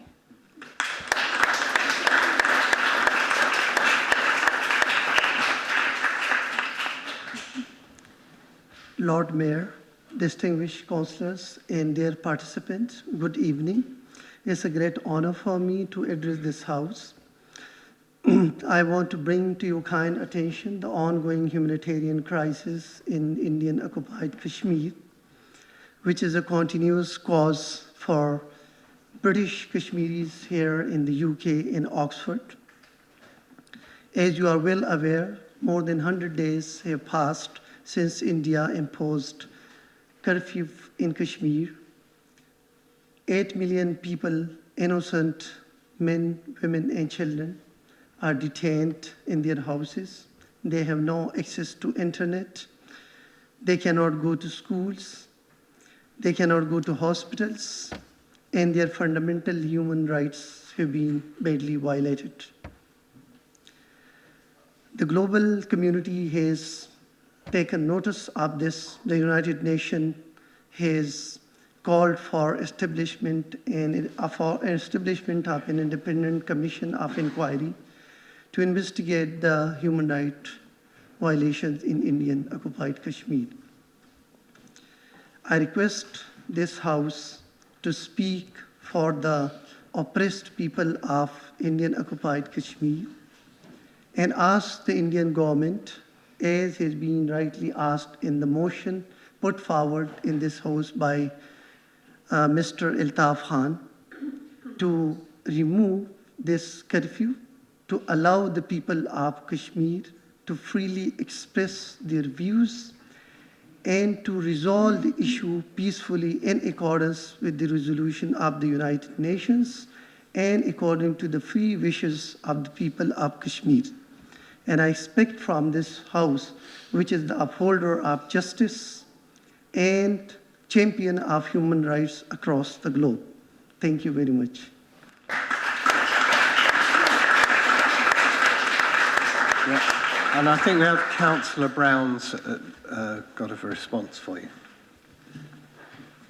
Thank you both very much for coming here today. This is actually the second time that we've had speakers raising concerns about Kashmir, and many in this chamber have already spoken out about our concerns and how we share your concerns, and the concerns of many citizens in Oxford who've got relations in Kashmir, and many who don't, but who can just see some terrible things going on there and are really concerned, and we feel that it's important that we challenge injustice and raise concerns on behalf of people everywhere whenever we can. So there will be an opportunity for you to hear us debate this. I think it's likely that there will be a fairly cross-party consensus in support of the motion. But thank you very much for coming here to address us today, and our hopes and prayers are with your families and the communities in Kashmir. Thank you. Thank you very much. So now moving on to a question from Judith Harley. And I think you know the ropes by now. 3 minutes. Is this on? It is. Lord Mayor, councillors, this month several issues of the Oxford Mail have reported on significant support given by Oxford City Council to the prospect of reviving the Oxford Greyhound Stadium in Blackbird Leys. On 2nd November, the Mail stated that the council has produced a new report exploring how it could help a private company or charity bring the much-missed stadium back into use as a leisure facility. And on 15th November, Councillor Hollingsworth is reported as saying that if the current owners of the stadium do not cooperate with council plans to bring it back into use, then the council would be prepared to ask for a government compulsory purchase order to force a sale to revive the stadium and save it from destruction. I have addressed council several times in the last 2 years over the William Morris Sports Ground in Temple Cowley because residents value this as a protected open space and wish to see it returned in its entirety to public use for open-air sport and informal leisure activities. I have twice asked the council to make a compulsory purchase order for this site to bring it back into use for leisure and recreation. On both occasions, the council has declined, citing not using taxpayers' money, but has never suggested the facilitator rescue route offered to the stadium. Why is there such a difference in attitude from the council in reviving the Greyhound Stadium, yet destroying the William Morris Sports Field?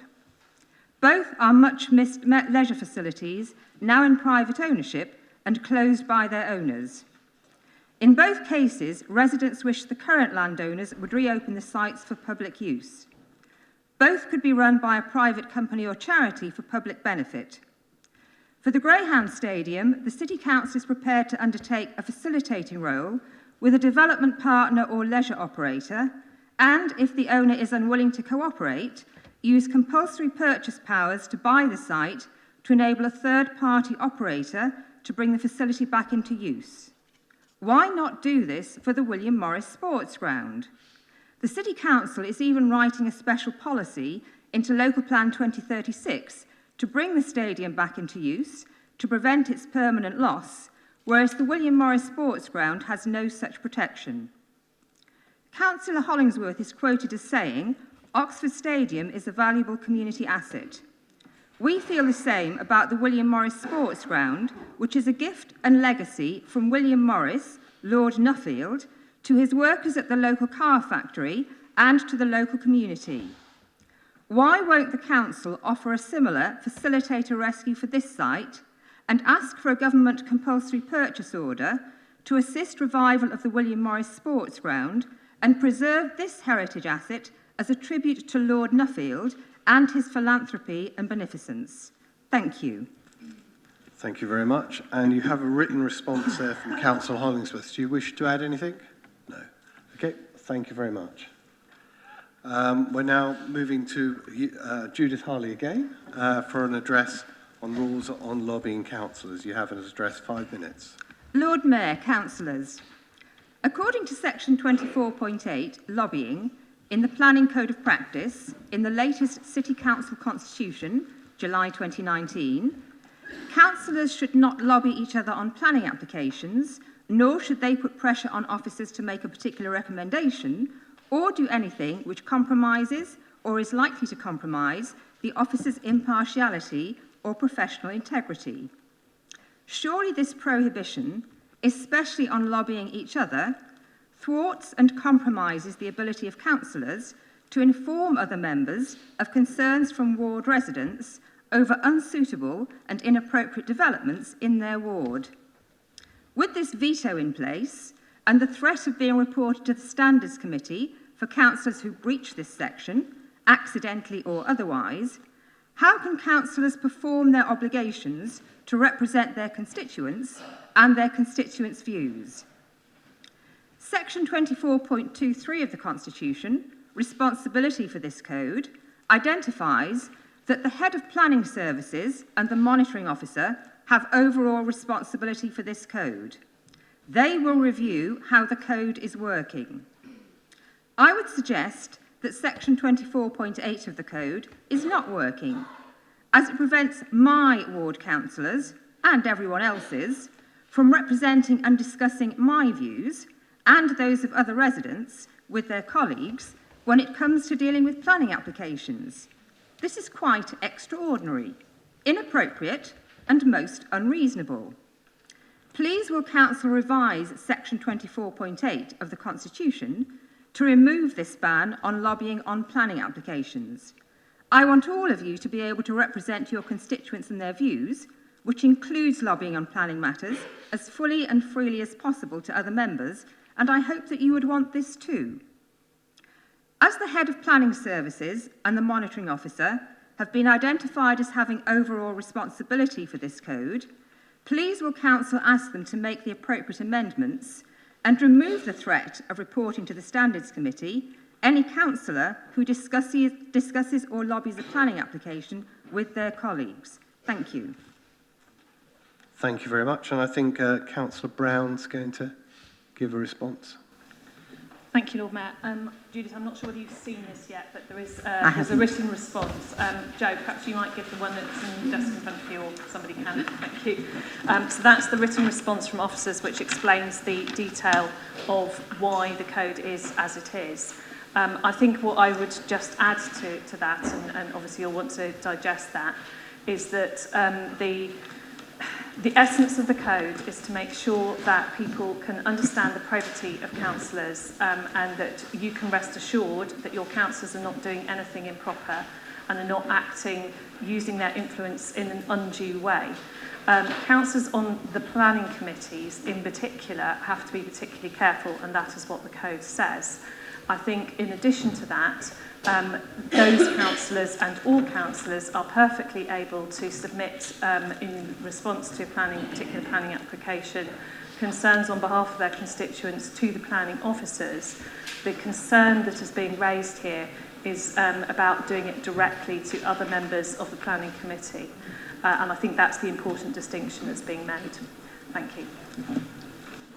Thank you very much. And I believe that guidance has been circulated to councillors, so people will be familiar with that subtlety. So thank you for raising it. And now we have an address by Artwell.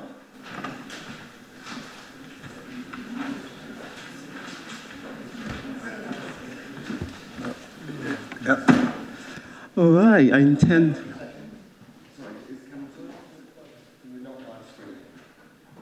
We're recording, but we're not live streaming the session. Thank you very much. You have 5 minutes. Okay. All right, I intend to be concise and very, very brief. I'm standing here today because, as you all know, the Royal British Legion site on Barton is under consultation, and it's been reported that there are plans by the Labour Council to turn the site into flats.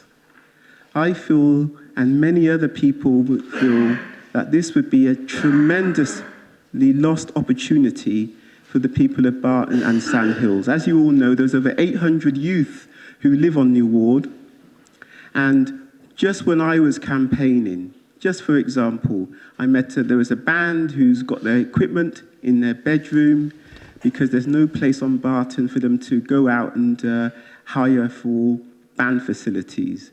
As you all know, Messy Jam started in Barton and has nowhere to go. And the same for ISIS, the ballet group, which was there for 30 years. Council, it would be fantastic, instead of turning that site into flats, to turn it into a fantastic community facility, well-sprung floor for the dancers, soundproofing for those who are interested in DJing and band and that sort of thing, place for where the elderly and all the senior citizens can play their Aunt Sally games, and really make it one of the best facilities in the southeast. This would be a tremendous achievement from this Oxford City Council. Barton is awash, as you know, with buildings going up everywhere. What it hasn't got is community facilities for hire. And I'm asking, begging, pleading with the City Council to give Barton and the people of the residents a super-duper community facilities for hire that would be the envy of the southeast. Thank you very much. Thank you very much. Councillor Tidwell, I think, is going to give you a response, verbal response. Yeah, thank you for that.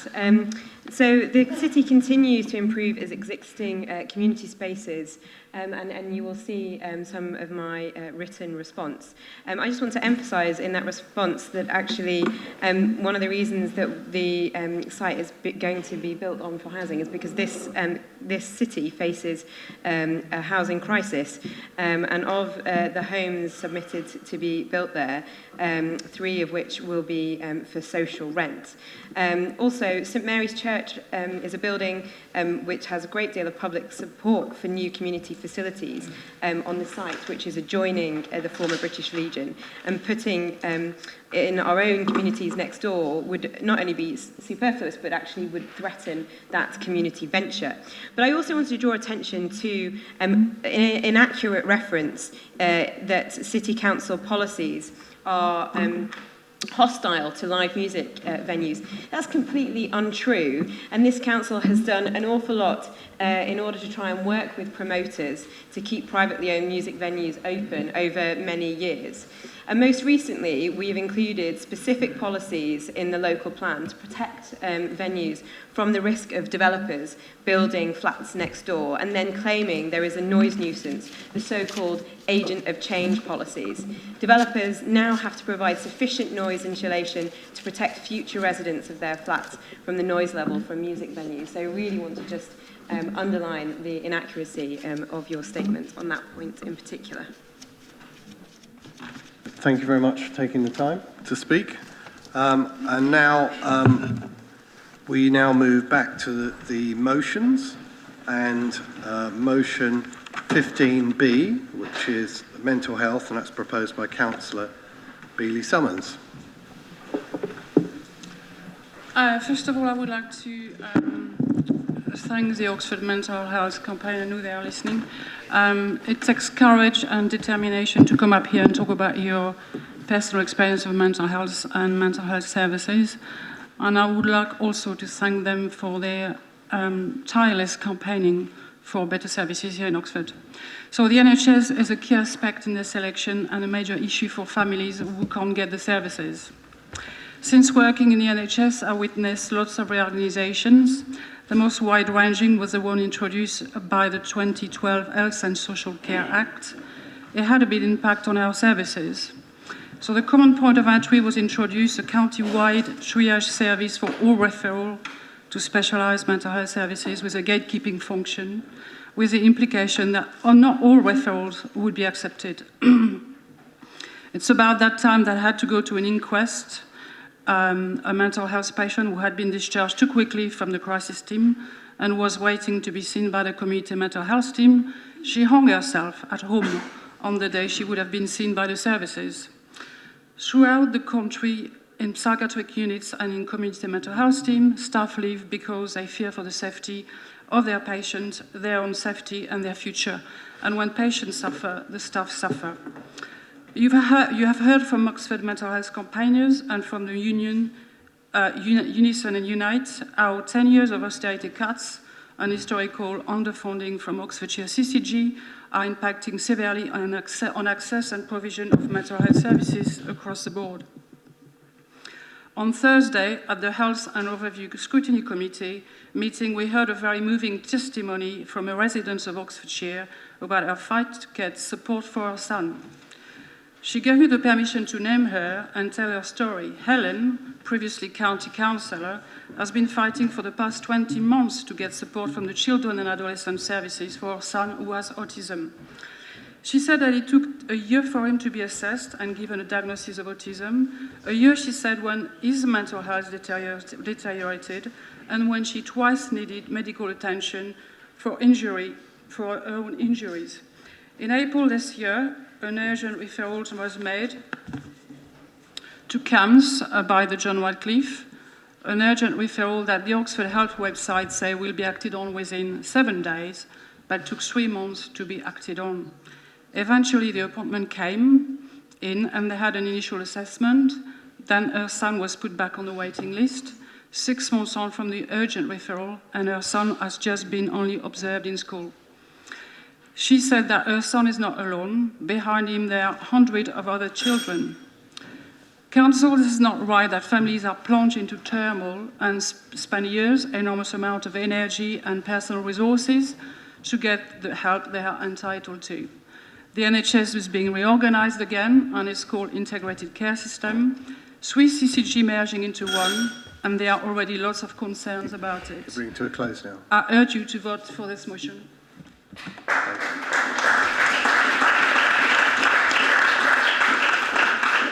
Thank you very much. We have Councillor Upton seconding. Do you wish to speak now? Yes, please. Okay, go ahead. I want to start with a few numbers. Last year in Oxfordshire, there were 62,200 adults diagnosed with depression, and that's 10% of over 18s diagnosed. Last year in Oxfordshire, more than 600 young people aged 10 to 24 were admitted to hospital for intentional self-harm. So that's more than 600 young people so disturbed or unhappy that they took a knife to themselves.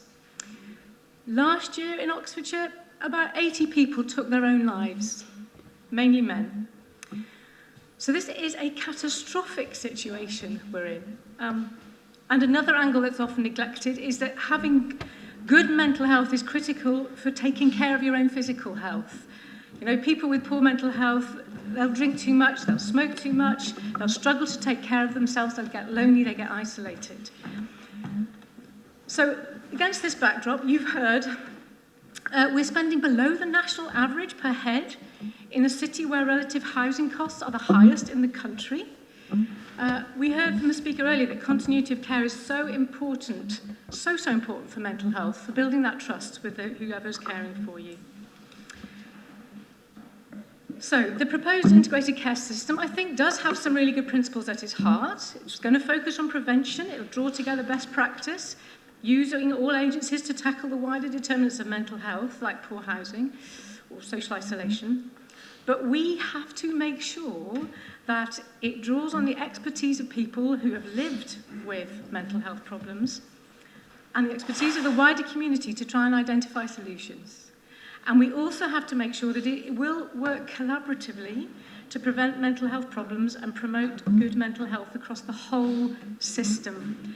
And that is why, in this motion, in addition to requesting that the leader write to the Secretary of State to insist on more funding for mental health, more being spent on mental health care in this county, we're also asking that the Berkshire, Oxfordshire, Buckinghamshire integrated care system consults the local population, and that population has proper oversight of the integrated care system. So please support this motion.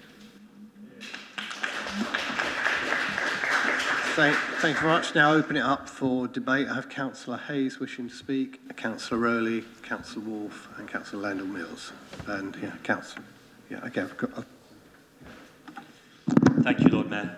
It's always good to start with a quote. It's even better to start with the Nye Bevan quote. And when you're a Labour Party councillor, you get a special privilege in being able to do that. One added disability from which our health system suffers is the isolation of mental health from from the rest of the health services. That was said 73 years ago, and it's as much true then as it is now, despite the apparent transformations we've seen in attitudes towards mental health within the country. And it's unfortunate we need royals in order to raise awareness of mental health. We're promised millions and billions of pounds. Mental health spending will grow faster than other parts of the NHS, but so much of that is dependent on Brexit and the public finances remaining intact, indeed growing, which is incredibly unlikely given what we all know about Brexit. I just want to make 4 brief points. The first is that this isn't just about mental health funding growing faster than the NHS's funding. It's about that funding being stable and secure in the long term. Because the innovations which are needed in order to provide proper mental health care will need to take place over the long term. If you think about people presenting to accident and emergency in order that they can get the support that they need, that causes accident and emergency significant cost, a diversion of time which could be better spent supporting people in A&E immediate need. But if you've got the long-term funding, you can put alternative systems in place to avoid that happening, and so far we don't have that. Secondly, it's about the other agencies. The NHS matters. So do to the charities that provide mental health support. But so too does proper funding of our police, our courts, our other services, which often get dumped upon because our NHS and our mental health charities just don't have the resources they need to properly support people. And then the third point, you heard it earlier before from Francis.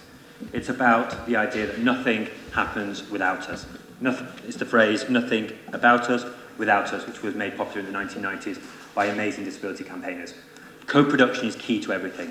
And as an NHS governor, but also somebody who runs a mental health charity, I know that the charitable sector does better at providing for the voice of mental health patients than the NHS does. And so I would make a plea that community mental health services are given proper support, but also able to bring in that co-productive element.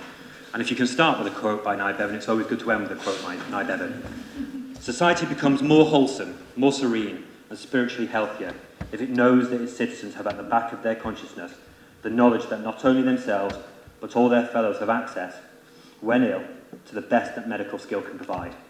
We're nowhere near that with mental health. It's a poor relation, and it's time to fix that. Thank you very much. I have Councillor Rowley, Councillor Wolfe, Councillor Landell-Mills, Councillor Kennedy and Councillor Altaf Khan. Is there anyone else? Yeah, Sarge Malik. Yeah, okay. Another 3. Okay, and then I'll draw a line under it there. Thank you. So next, Councillor Rowley. Thank you, Lord Mayor. I'm sure that all of us here, as local councillors, can think of examples where we've encountered people who were not getting the support they require from the mental health system. Just off the top of my head, I can think of someone who I tried to help, hopefully did help, with various housing and benefits problems, and within the limits of confidentiality tried to alert the mental health services, who I think individual members of which I think were working really hard to help within very, very limited resources. And I hope I did achieve some things for that person, but I didn't stop that person from taking their own life. And could I have done so if I did something different? Well, I'll never know. I do know that there are people, there should be people who are in a better position to do that. Unfortunately, it's been my experience both in my day job and as a councillor that there was a particular time when mental health and housing problems started to become more frequent and acute in this city, and that was in the aftermath of April 2014, when the then Secretary of State for Health decided to cut the funding for the complex needs service provided by Oxford Health by 2/3, a cut which still has not been made up, and which, judging by current trajectory of local NHS spending, doesn't look like being made up at any point in the foreseeable future, unless something very much changes. So it's very welcome that this this council is pointing out the urgency of the need for a change and is making that public. So thanks, Nadine and Louise. Thank you very much. I've asked people to be brief. I know we have people here for the next motion. We will have some time to go, but I'm also keen that we give that the time it deserves as well. So I've got quite a few speakers, but Councillor Wolfe is next on the list. Thank you, Lord Mayor. It must be a real nightmare for people in the health services faced with all sorts of priorities and competing interest groups wanting to lobby for priorities in different areas. But I really welcome this motion coming here because it's amazing. I have seen so often people's ability to enjoy a quality of life despite severe disability or severe illness or even a shorter prospect of living, and yet to still have a quality of life. That you can cope with that. Mental illness attacks at the very source of your quality of life for most people who suffer it. If you wanted to have a priority in terms of quality of life, mental health has to be at the top of the tree. I fear that it's not sexy enough. My wife went through cancer not so long ago, a few years ago, and the treatment that she got from our services was second to none. I couldn't believe the quality of what the NHS was able to provide for her. Absolutely first rate. But I've seen enough people in Oxford. The story that I've heard here, very welcome from our speaker, all too common. It really needs kicking up the priority list. It's been a Cinderella service for as long as I can remember. I'm not an expert, but I just know it's been not sexy enough to track that priority. So this motion is extremely welcome. If we can do anything by passing this that just pushes it up the totem pole a little bit, then it'll be worthwhile. Thank you. So I have Councillor Landor-Mills. Thank you. There can be few in this room who haven't been affected either directly or indirectly by the awful state of our mental health service. The Liberal Democrats here fully support this motion, and we agree that there's a desperate need for a substantial increase in funding. This is very much a subject close to our hearts. As you may recall, Norman Lamb, the former health minister, championed the plight of mentally ill and managed to secure an extra 1.25 billion for the mentally health services. Sadly, Theresa May's government has diverted much of the money elsewhere. Furthermore, Jo Swinson has extra support for mental health services, one of her key pledges in the electoral campaign. We applaud any efforts to improve mental health services in Oxford and beyond, and this is indeed a national emergency. The funding and staffing issues of the mental health service require a mature and long-term approach, invoking many stakeholders, and I think the role of multiple stakeholders and the coordination of them is the way we will get the efficiencies we need to work on this. We will support the motion. We hope it does well. Thank you. Can I just remind people that the live streaming is off, so no need for party political broadcasts. It is being recorded and it will be released after the election. So, Councillor Kennedy. I'd just like to make a brief point. There's a person in my ward who I tried to help with housing and mental health issues, and I was quite surprised about 6 months ago to discover that she'd been sent to a hospital in the northwest, 300 miles away from her family, because there was no accommodation in the city of Oxford to help her. So it meant that her family weren't able to visit her. She felt completely isolated. And, this is all because of underfunding in the health service. So certainly willing to support this motion. Thank you for being brief and supporting it. And Councillor Altaf Khan. I'll be very brief. I have spoken on this issue in the past. I have helped in my ward and outside the ward and visited the Warnford Hospital. And I can tell you from my own experience, if somebody didn't have any mental health issues or diseases, and if you leave those people there for a few weeks, I'm sure they will feel how the places look. It's a terrible place to go, the way the food is served, where the wards is. It's a very old building, there's no such facilities when I visited somebody. So yes, fully agree there need to be funding properly to address the issue, the facilities to be upgraded and to working more with the community. As across the board, you may all know that this issue is still didn't felt openly to be discussed. A lot of community, a lot of people across the board, even if they had mental health illnesses, they do not want to come talk and get the support. So those are the hidden people needed to be brought up and given the support needed, and plus the money is also desperately needed to do up the wards and the other nursing staff as is mentioned in the motion. Thank you. Thank you very much. I now have Councillor Malik. Thank you very much, Lord Mayor. I won't repeat what has been said, which is a very serious issue.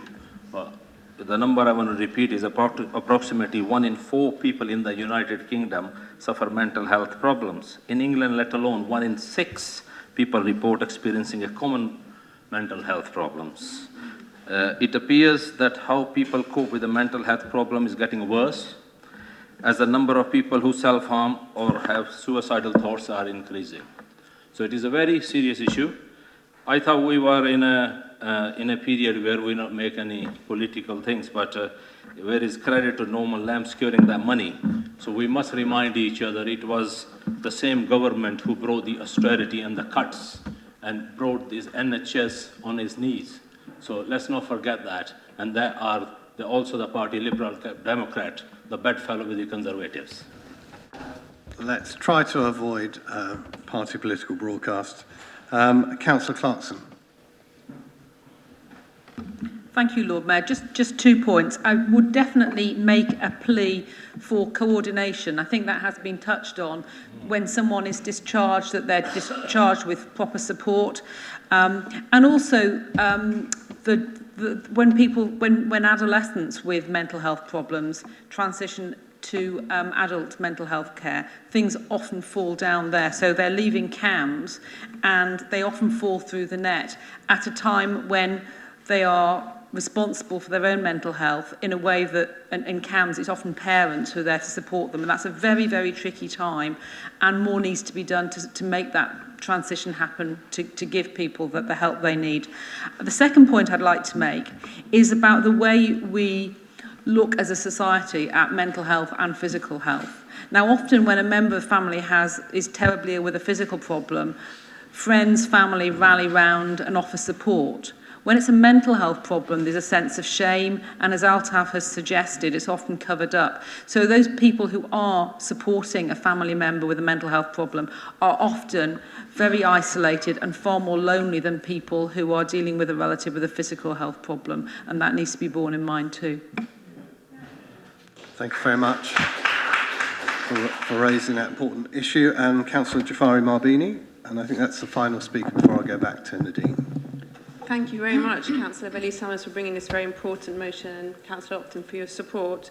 It was really interesting what the speaker talked about, and I think one particular thing really stuck with me was she talked about a lack of regard and cost savings. And we've both campaigned on these issues quite heavily over recent times with lots of great campaigners in Oxford City, and it is really clear, speaking to staff on a regular basis of all aspects of the NHS, that one thing that's been a real issue has been, over the last decade, the emphasis is constantly on cost savings, efficiency savings, and really the issue that we don't need to make every single aspect of our life into a market where we have to gain profit from our health and our misery is just something that's been so drugged into us, and it is a zealous ideology that is associated with both the Tories and the Lib Dems that has actually really caused, but you mentioned it to begin with, to be fair, Councillor, you started the Norman Lamb issue, so I think I feel free to mention this point,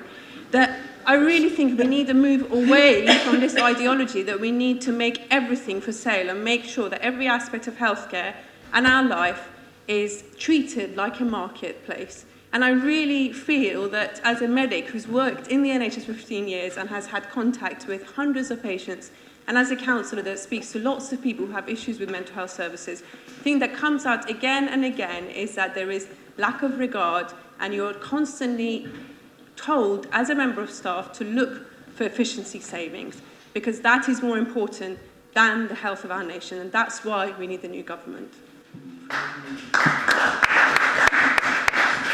Thank you. I mean, I know there's others who want to speak. I have taken 10 speakers, and I think that's a lot, but it's an important issue, so hopefully others will be assuaged by that. So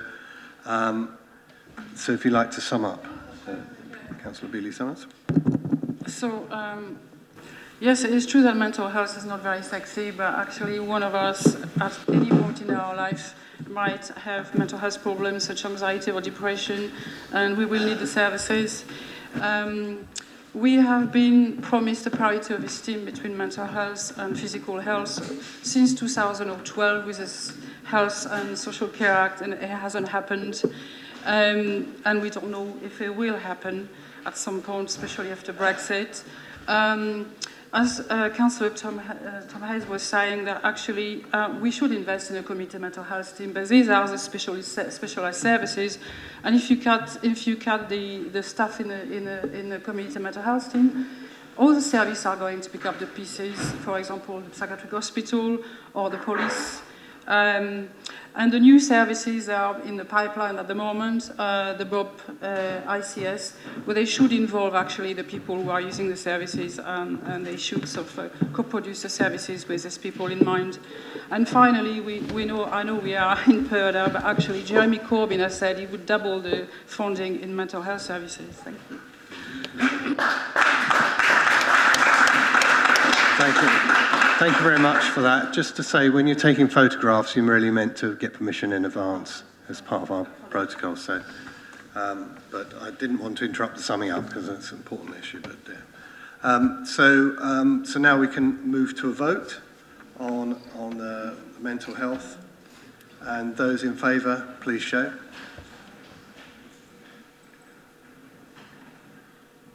That's all 41. Okay. Thank you. That's unanimous. Thank you very much. And now we'll move on to motion 15C, Kashmir, proposed by the Deputy Lord Mayor. Thank you, Lord Mayor. Council, I won't repeat what is already being said in the motion, but what I would say from 1846 to up to 1947, more than 100 years, people of Kashmir, one state, lived together, all religion, all color, all creed. There was no issue since the partition happened. What is happening now since the 5th of August?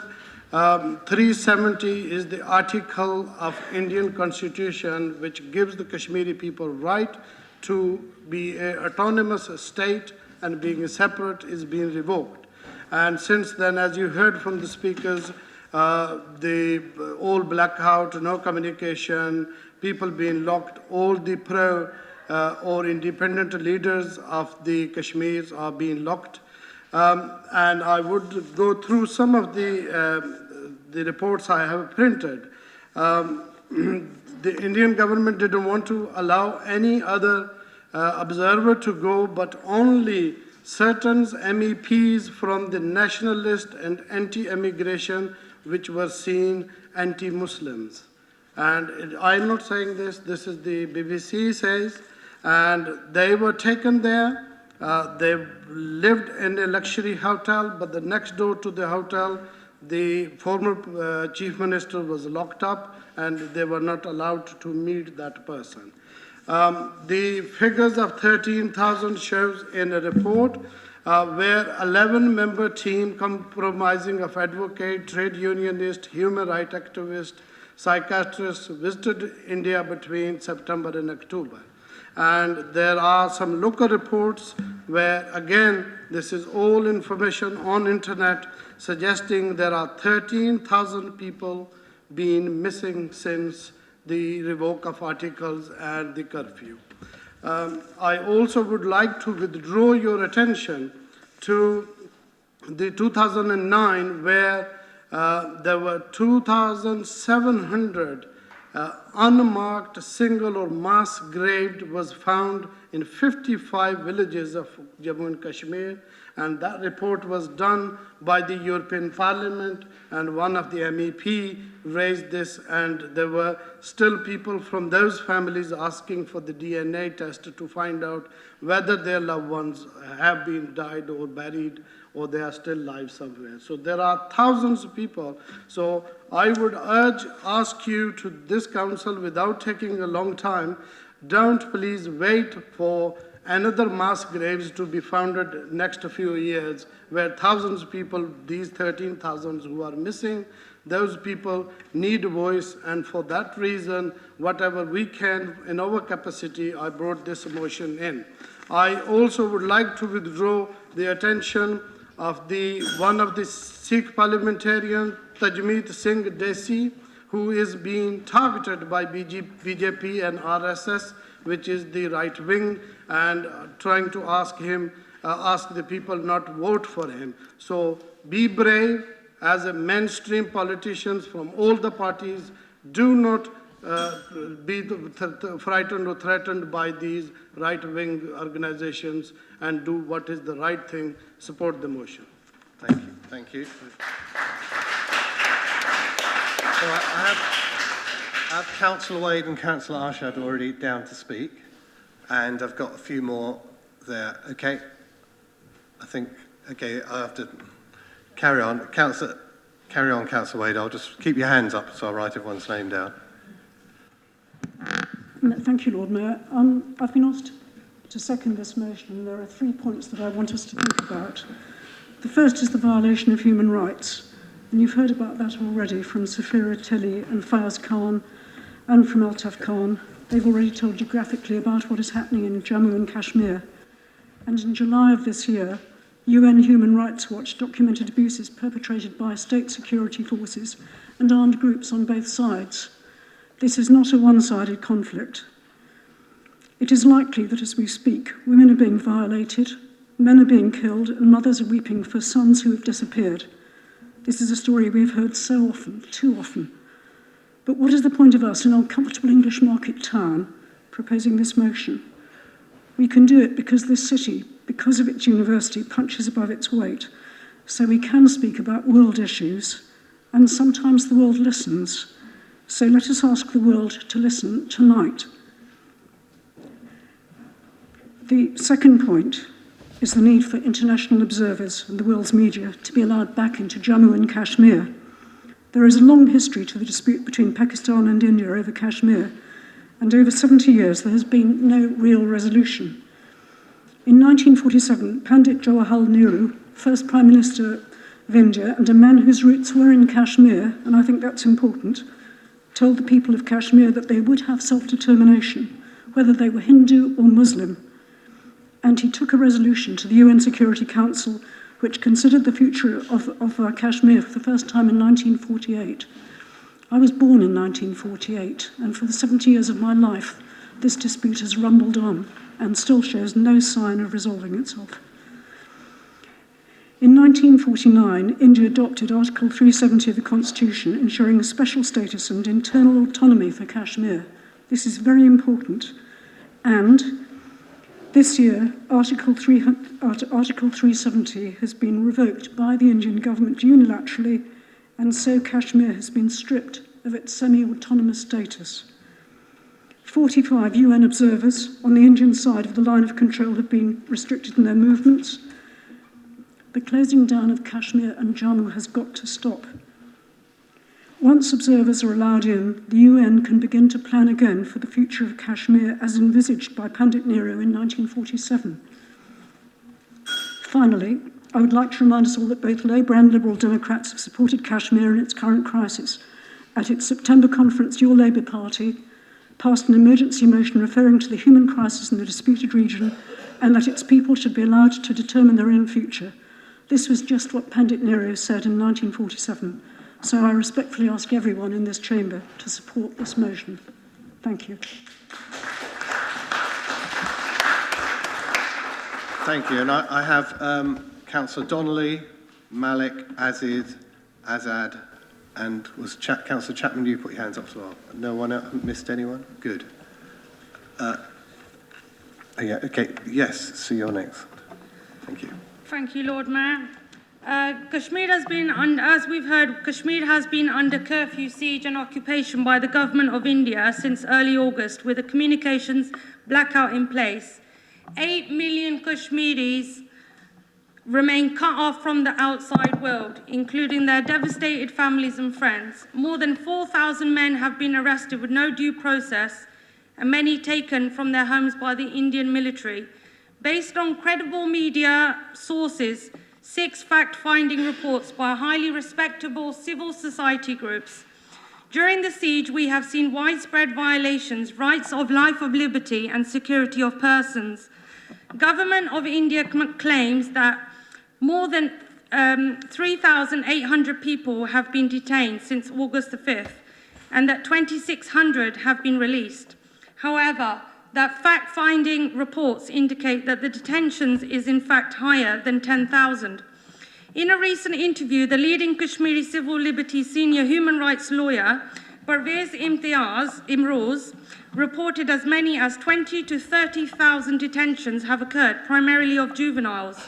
Many of these are illegal and undocumented, and the prison communicado detentions, which have a disappearance effect, as well as family members are unable to ascertain the whereabouts of the detainees. Credible sources have reported allegations of torture by armed security personnel, including broadcasting sounds of beatings and pleas for mercy over loudspeakers for the purpose of terrorizing the population. We have also seen failures of the administration of justice and the access to justice and the rule of law. This includes the targeting of legal community, the non-functioning of the Jammu and Kashmir High Court, and the delay of petitions, both in the lack of due process in the High and Supreme Court of India. Hospitals face catastrophic medicine shortages in the heavy militarized region. And furthermore, women report to be threatened with rape and sexual violence, living in constant fear. India has imposed extremely restrictive measures to the current siege. The Kashmir Chamber of Commerce and Industry said that development was elusive thanks to a protracted shutdown after people closed markets and the businesses as marked as a protest, and the fear of reprisals from insurgents. India's telecoms blackout in the region meant that the body could not reach business owners by telephone. The minority communities in the region, there are several ethnic and religious minorities in the Indian administered Kashmir. The recent legal maneuver impact all indigenous residents, including majority minority, ethnic and religious groups living in Jammu and Kashmir who have migrated out of J&K. Just because of shortage of time, I'm just going to say, it must be clear that we support the Kashmiri people right to self-determination and for the international observers to be sent to the region immediately, and so that the diplomatic dialogue must be made to resolve the unfolding crisis. Thank you very much.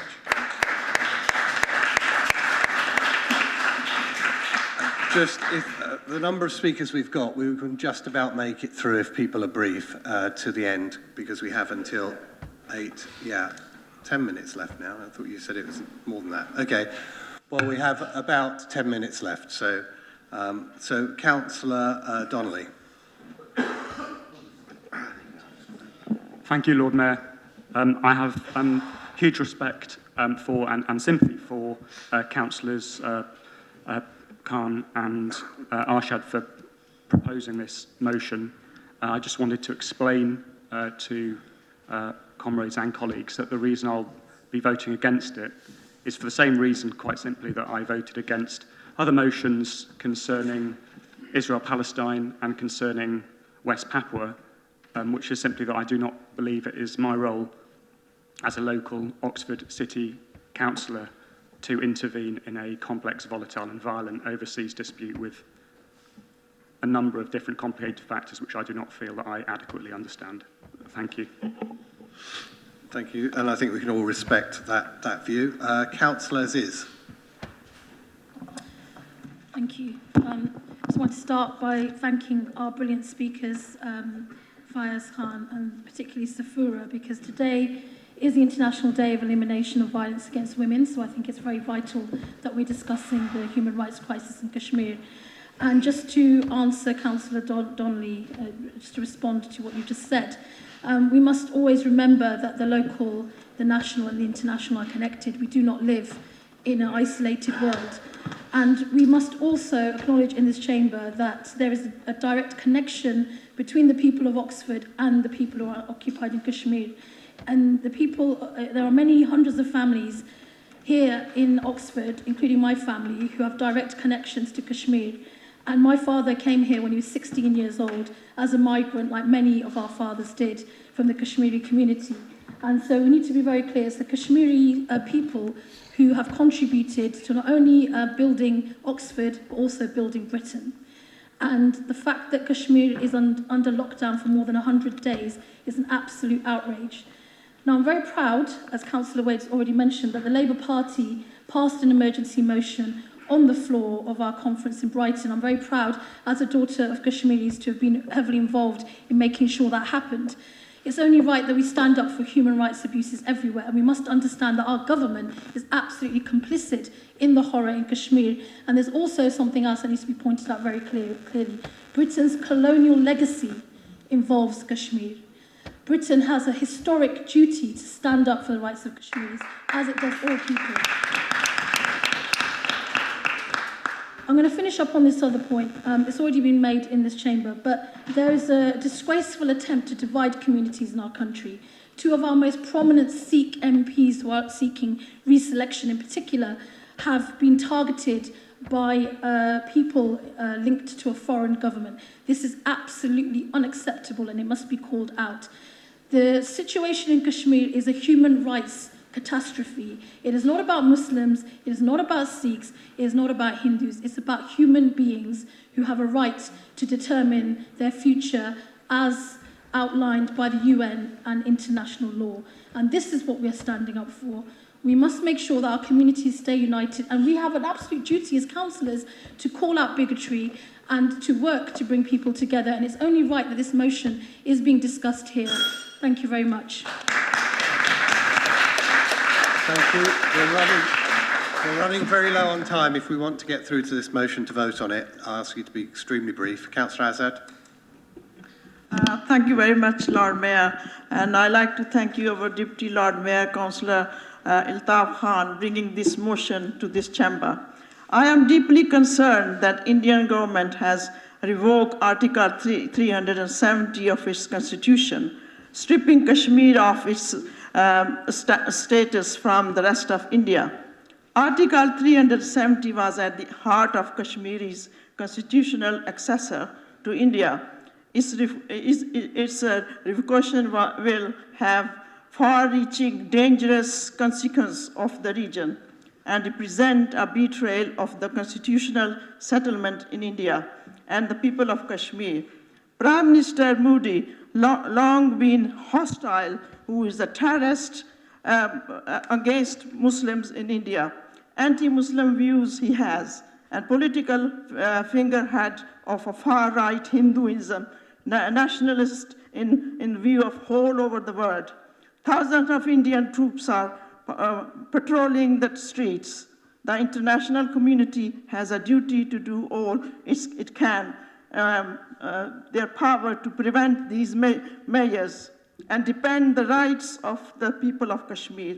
I urge the forthcoming government to do everything they can to do in their power to escalate this extremely troubling situation in Kashmir. And I rightly second what Councillor Shaista said, that this is British government should take a leading role to solve this problem. Please support this motion.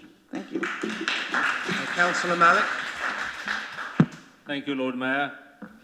Thanks for bringing this motion. I mean, you don't have to be Muslim or Kashmiri. You just have to be a human to understand the issue. We all have families. We all have our loved ones. I know someone who's a British national but come from Indian Jammu Kashmir. He's currently in occupied Kashmir. He tells me his few days ago or weeks ago, his 13-year-old son being taken away. He doesn't know where he is. Basically, when you speak to him, he's distraught. He said, I wish I know if he's dead, then I can say he has a martyrdom, so I don't know where to look. So, what I'm appalled on international media. There's obviously a double standard, due respect to us live in the Western world and America. If there is any 1 or 2 hostage held around the world, it'll be uproar in the world. There's millions of people being just abandoned in their house, an army and the gunmen standing right in front of their houses. And all the international media, including the BBC, there is no news in it. So please support the motion and raise where you can. And I'm absolutely also disappointed with the British government. They have put their business interest and money before trade, before the humanity. And that's not the way should we live in this world. Thank you. Councillor Chapman. Lord Mayor, I know time is short, but I'd just like to make a few points if I could. I do accept that this is not a one-sided conflict. I do accept that neither side is blameless. But at the heart of this motion is an issue of proportionality. You know, India is a country which says it supports democratic values, it says it supports the rule of law, it says and thrives and actually creates a very pluralistic media framework. What is good for the people of India is clearly not good for the people of Kashmir. They are not enjoying those rights. And at the heart of this issue, it's about human beings, as the previous speaker said, and it's about human rights. And where I disagree with Councillor Donnelly is we as democratic politicians cannot walk away when human rights are being abused. We enjoy the privileges of those rights, and I think we need to make sure we do everything we can to support them. And the Indian government's response in Kashmir is authoritarian and disproportionate to the threats they face. And therefore, that is why we should support the motion. I know it's only a small thing, but the Oxford brand is important in international affairs. It is widely respected, and therefore I ask all our colleagues here to support this motion. It's a small thing, but for the people who are caught up in this conflict, small things matter. Solidarity matters. Supporting human rights always matters when they're at threat. And that's why today we should support this motion. Thank you. Thank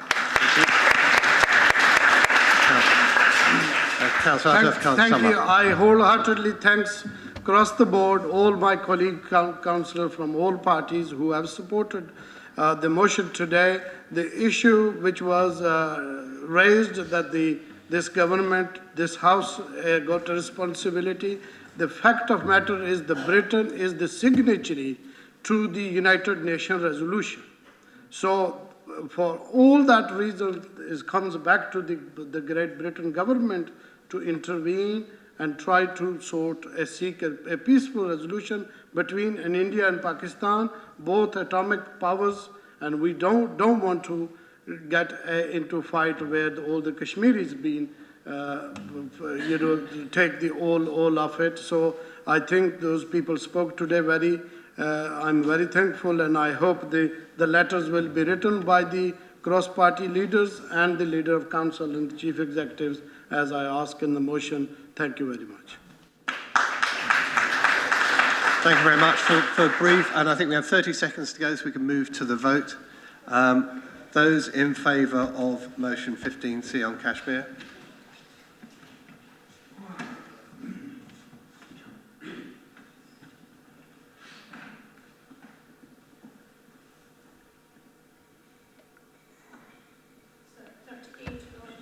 Those against? And abstentions? Okay. Thank you very much for your time this evening. I realise it's a busy time of the year, dark evenings. And since it's I do hope that you do come to the Christmas do, which is on the 19th, I think. So it has been moved. I did check. 18th. It's on the 18th, sorry. But if I don't see you before then, have a great Merry Christmas and season's greetings.